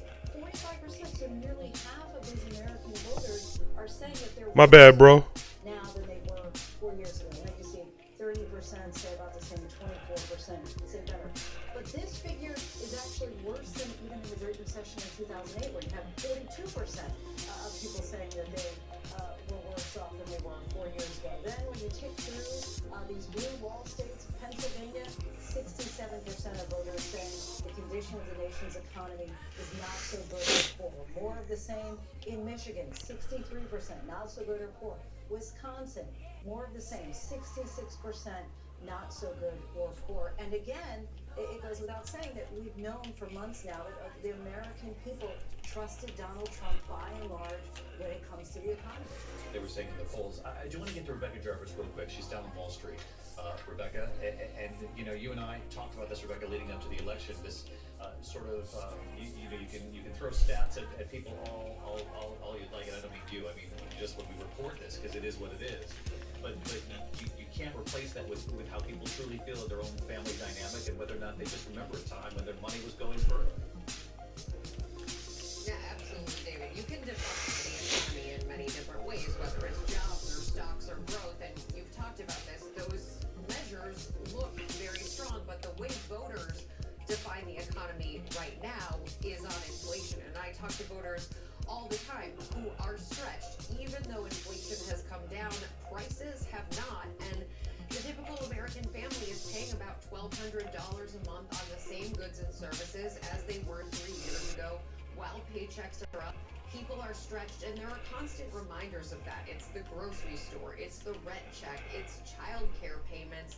And people, when they look back 3-4 years ago and they remember paying a much lower amount, that's where they see the economy. And even to the point that Lindsay just made about the Great Recession, back then, there were bankruptcies, there were stock market collapses, there was massive worldwide calamity. The economy was in a much, much worse place in terms of the worldwide picture, and yet that was a jobs question and a foreclosures, a housing question. Not everyone lost their job back then, not everyone had their house foreclosed, but today, when you go to the gas station or you go to the grocery store, every person has that nagging issue around prices and inflation, and that has been a real deficit for Harris coming into this as the incumbent, coming from the incumbent's party. Rebecca Jarvis here in New York with us on the state of the economy and the fact that it is a #1 issue in this election. Rebecca, thanks so much. A beautiful skyline of New York City behind you, Rebecca, on this election night. Thanks. You're getting some new data tonight about the shifts in voting across a multitude of states. And I just wondered if part of the storyline that's emerging tonight is that Kamala Harris really couldn't sort of extricate herself from the Biden administration. That this is really the Biden-Harris administration and the economy and how a lot of voters feel about where the economy has been these last 4 years and whether or not they felt better off, in the years preceding it. Yeah, we were talking tonight about what took so long in Virginia. Virginia's looking like it's about a 4 or a 5 point race now. And if you look at where it stood in 2020, it was a 10-point race, right? So look at New York. This is actually a really good example right now. It's about 11 points, a convincing victory. Sure, that's great, but look at where New York was last time, 23 points. We're seeing just vanishingly small margins in all these places. Even as some of these states have fallen the way you want, it's similar to the point that Ryan Priebus was making earlier. If you think about the whole country as this spectrum, and you just shift it a little bit one way or the other, it's going to mean some of these battleground states kind of fall into their own place. It's also going to mean that red places becoming redder and blue places become a little less so. That's why you have something like this absolute romp in Florida, which was a battleground state 4 years ago. Now this is a 14, 15 point victory for Donald Trump. Pennsylvania. Votes from Philadelphia. As a matter of fact, we have. So we've been looking at the number to see what happens. And last time we checked, it was a little more like 250,000. Now it's down to 185,000. And you've seen the margin come down a little bit commensurately. But we haven't seen a huge shift, though, in Harris's numbers in terms of carrying the place. Still a couple of points below where she would need to be and not getting enough votes out of Philadelphia. As of now, again, with about 3/4 of the vote in to potentially overcome that margin. Let me take this over to Terry Moran. Terry, you're watching this, what Rick just showed us. It's not just the swing states or the battlegrounds. We saw it in New York State. We saw it in several states where just the margin of victory. Virginia, for example, it took us a long time to call that tonight. What do you make of this sort of redder shift this election? Well, it's a red shift. It's really a Trump shift. It's a remarkable thing he's accomplished, win or lose, and it certainly looks at this hour like he's going to win. But what he's done is he has continually expanded that movement, that populist movement that he ignited the moment he came down that escalator in 2015. He got more votes in 2020 than he did in 2016. He's getting more votes now, and he is diversifying his coalition. Our exit polling data says that Hispanic voters nationally are going 53-45%. Harris has the best showing for Great game, guys. Hispanic voters, 45%, since 1976. Right? He's young men. It's almost a 50-50 split. That is one of the targets that he has. They win in Montana. Converts to this anti-establishment populist movement that he wants. Yo, and yes, 70%. this is about to be a landslide, yo. Economy's part of it, but it's something he's done. He's realigned our politics in a way that no one has done since at least Ronald Reagan. Terry Moran, thanks to you. We do have another state to project at this hour. ABC News can now project the state of New Mexico has been won by Vice President Kamala Harris. She picked up 5 of the votes from New Mexico. She won in that state by a margin of about 38,000 votes. I'm sure Rick could show us perhaps what that was 4 years ago. There's been a real tightening across this map in just about every single state. Yeah, this is what it looked like 4 years ago. 99,000 votes, 100,000 votes last time around, and so far tonight, we're looking at like 38,000 votes. Now, we know Donald Trump did a rally there in New Mexico that he said was specifically to shore up the support among those very Latino voters that Terry was talking about. All right, we're going to get thoughts from Chris Christie on all of this as well, and go right around the room on what we're witnessing here tonight. It's coming into a bit of a clearer focus here. Very tight races in all these states, but as you know, tight races do not win the swing states. You've got to actually win them. You've got to get over the finish line. We're going to go back through each one of them, see where things stand at this hour. We'll be right back. ABC News live coverage of Election Night 2024 continues right after this.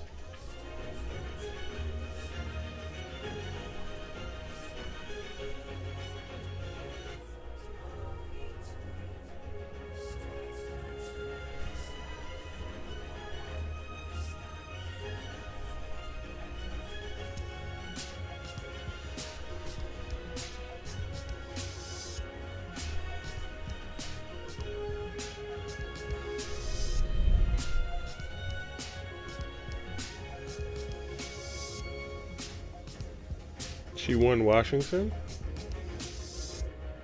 Damn, she lost Nevada.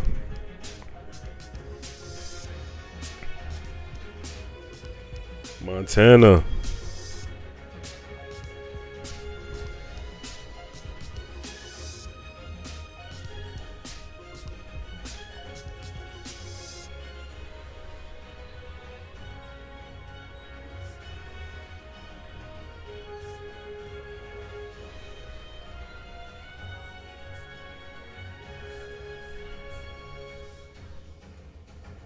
Iowa. He won Iowa. That's crazy.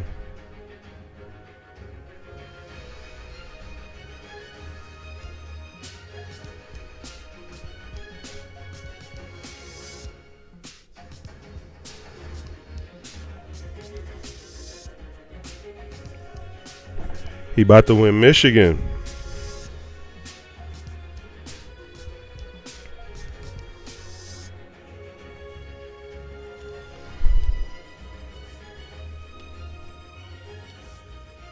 $16 for 7. That's pretty good. Yeah, we cooked them boys.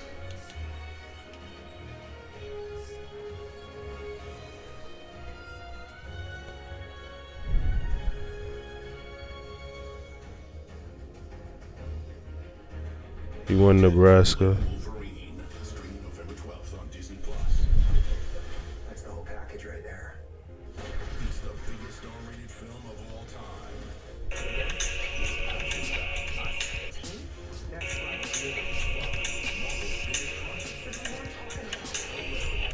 Funny Buff and verified hot on Rotten Tomatoes. You really are God's perfect idiot, aren't you? Deadpool and Wolverine, streaming November 12th on Disney Plus.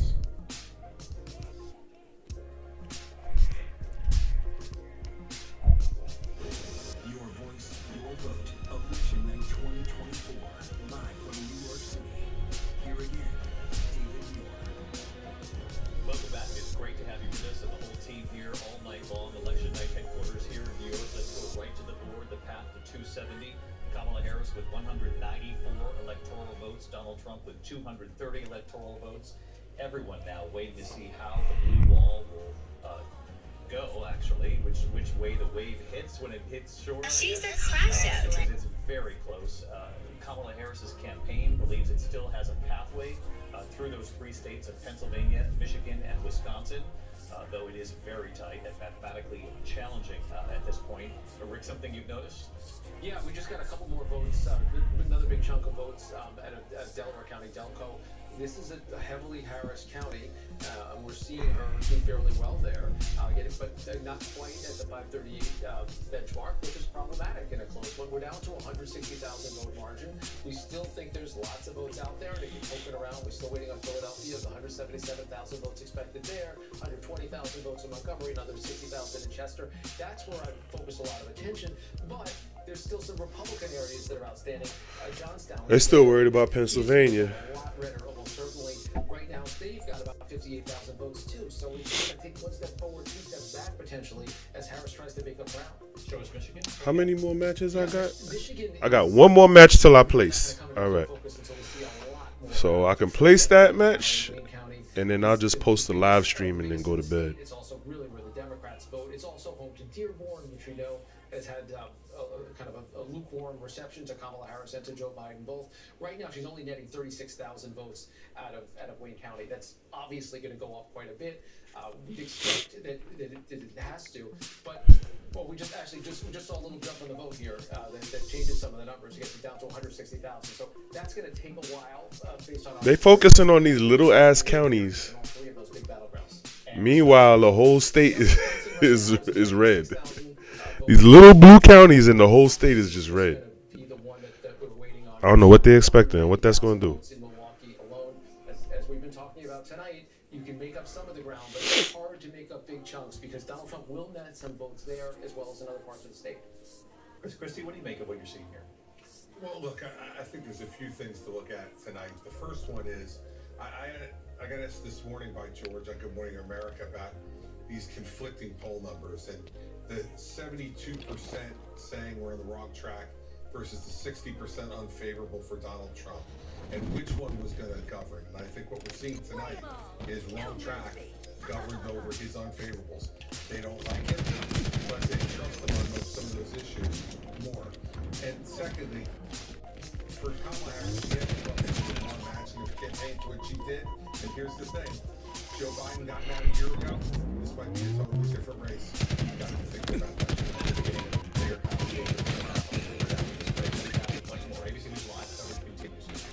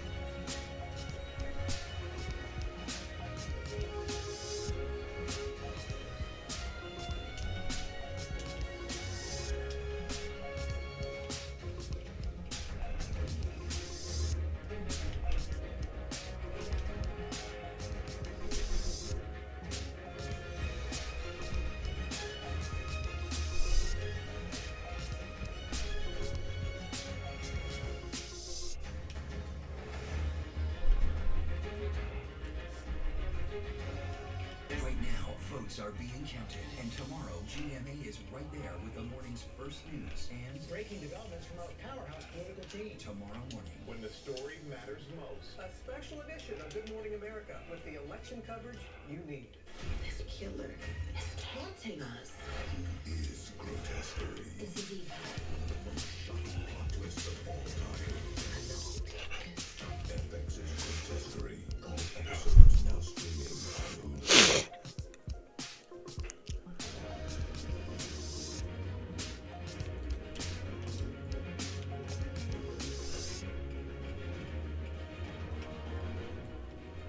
And good evening, everyone. I'm Kira Phillips. You are watching ABC News and the race to the White House. The results keep rolling in. ABC News now projecting Trump will win North Carolina, Texas, and Florida. ABC News also projects Harris will win New Mexico, Virginia, Hawaii, and New York.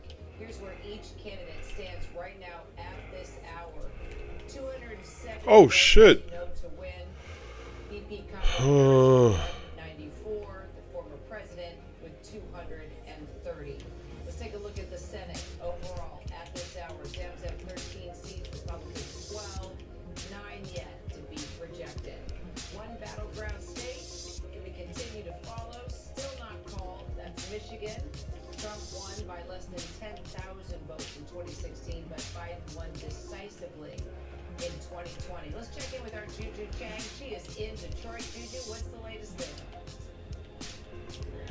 Well, Kira, the information is just trickling in. We just spoke with the Secretary of State here who explained why the information is coming in late. Here in Detroit, the tabulations have been done, but the county, Wayne County, has yet to upload those results. But Wayne County is really a microcosm of some of the trouble, some of the cracks, if you will, in the blue wall here in Michigan. One of them is underperformance of African American voters. That's something that is of concern.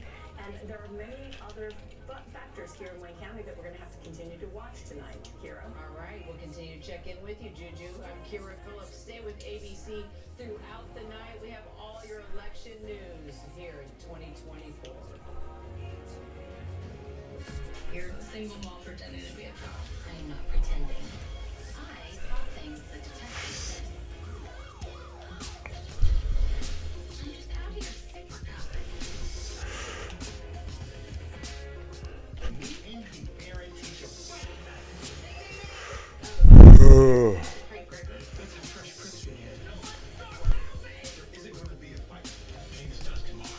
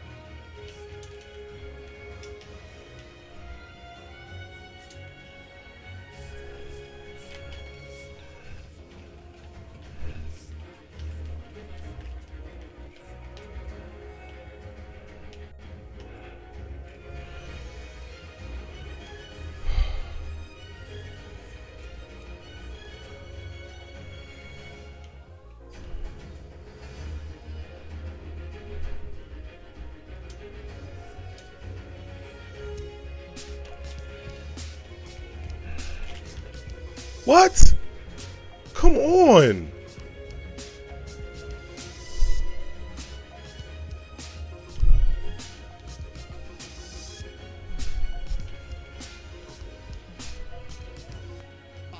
Minutes remaining.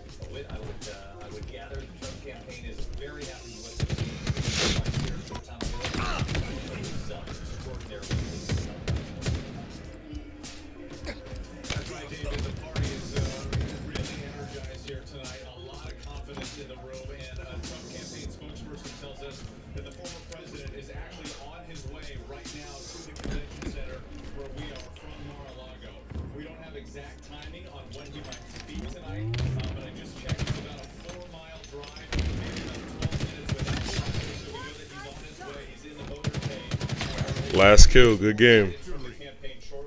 But you mentioned the energy in the room. People here very excited. It's become kind of the who's who in the room right now with people like Senator Marco Rubio, Doug Burgum, both potential cabinet picks and a potential new Gold 5. We also saw Rudy Giuliani here. And Rubio, as you Not bad, not bad.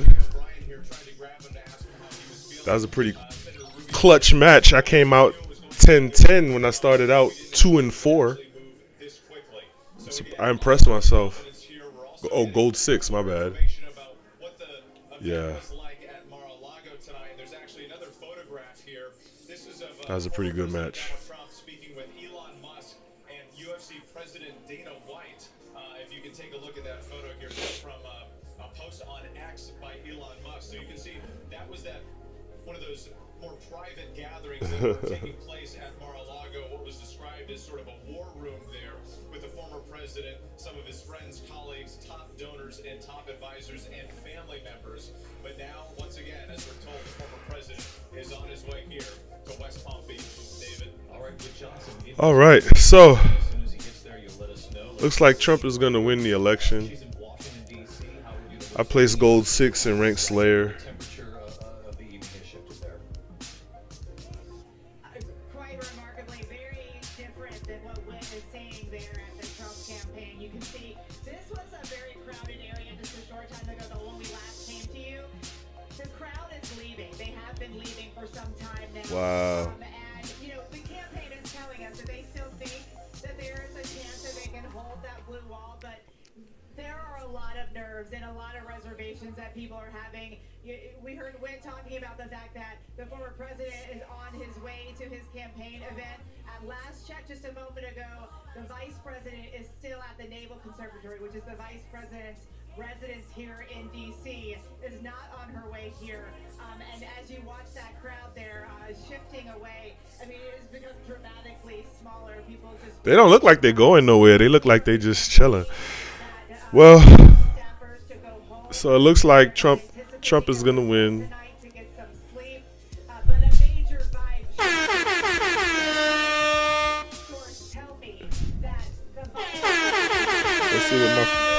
Let's look at my Facebook timeline one last time. Let's see what my homegirl's talking about. Good afternoon, everyone. Well, good evening, not afternoon, good night.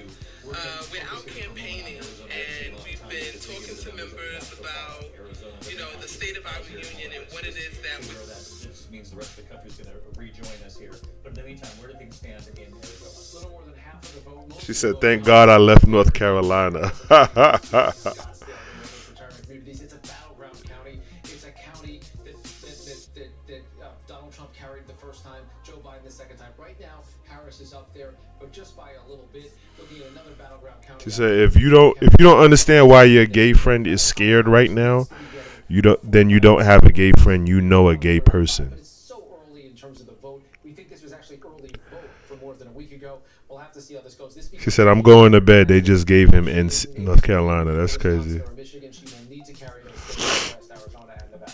Okay, we have 15 seconds here. We're going to go to North Carolina, you did not understand the assignment. We're just going to pause here in just a moment, just so that the rest of the network can join us here. Let's pause here. That's the quietest this room has been all night. Let's get to Elizabeth Schulze in Arizona. She's on the ground there. And Elizabeth, as you know, we always expected it would take some time in Arizona to get the results. What are we looking at so far? And what are they saying as far as how long we have to wait? David, the Secretary of State told me earlier today that it could take up to 13 days for the votes to be fully counted in Arizona. And what we're seeing here, Crypto market is up. Keep going. going to be doing that 24/7. How's Bitcoin doing right now? Campaigns that we're talking to here are pointing to that for a reason for optimism. They say they've had good ground game across Arizona. It's still too early to say which way this will go, but I will say I was just talking Oh shit. Yo, Bitcoin going stupid.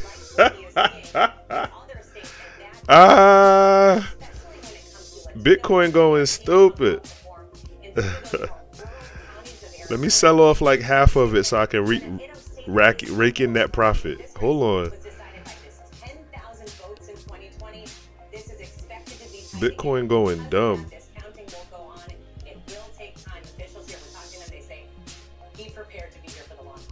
Elizabeth Schulze right there Elizabeth, thank you. I want to bring in Lindsay. You've been diving into the exit polls for Arizona specifically. What do they say? And virtually every possible metric, David, Trump is outperforming himself from 2020. When you talk about women, when you talk about Latinos, those without a college degree. Bitcoin going stupid.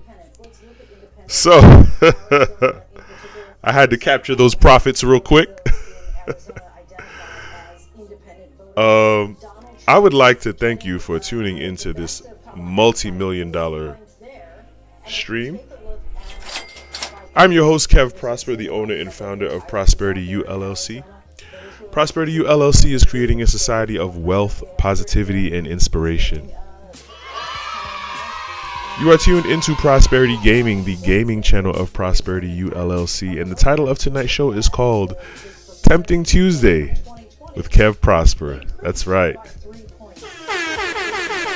Thank you for contributing to the Cash App above, $ prosperityullc. Go to that Cash App and give it everything you got. And then after you do that, visit the website below, prosperunlimited.com, and allow that website to change your life. I guarantee it, because it changed mine. And he's about to win Georgia by an inch.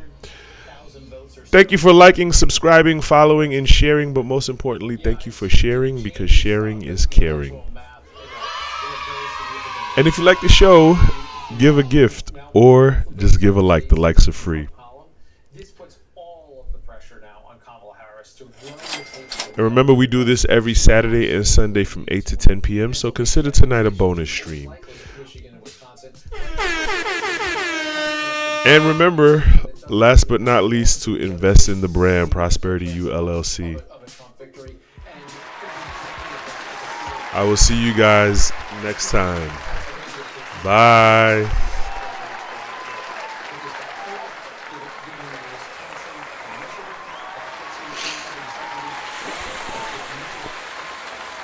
Visit prosperunlimited.com and click travel to book your next vacation.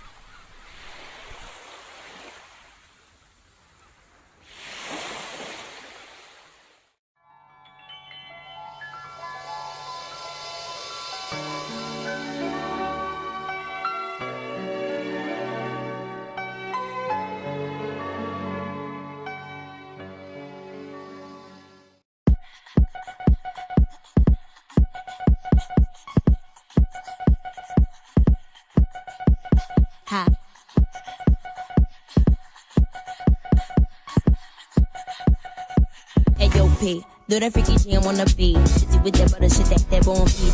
Did you double do that song sing? Flicky sticky with some butter so that bone sing.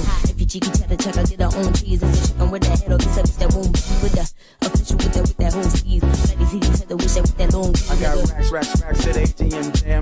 Tell me what you wanna do. I got racks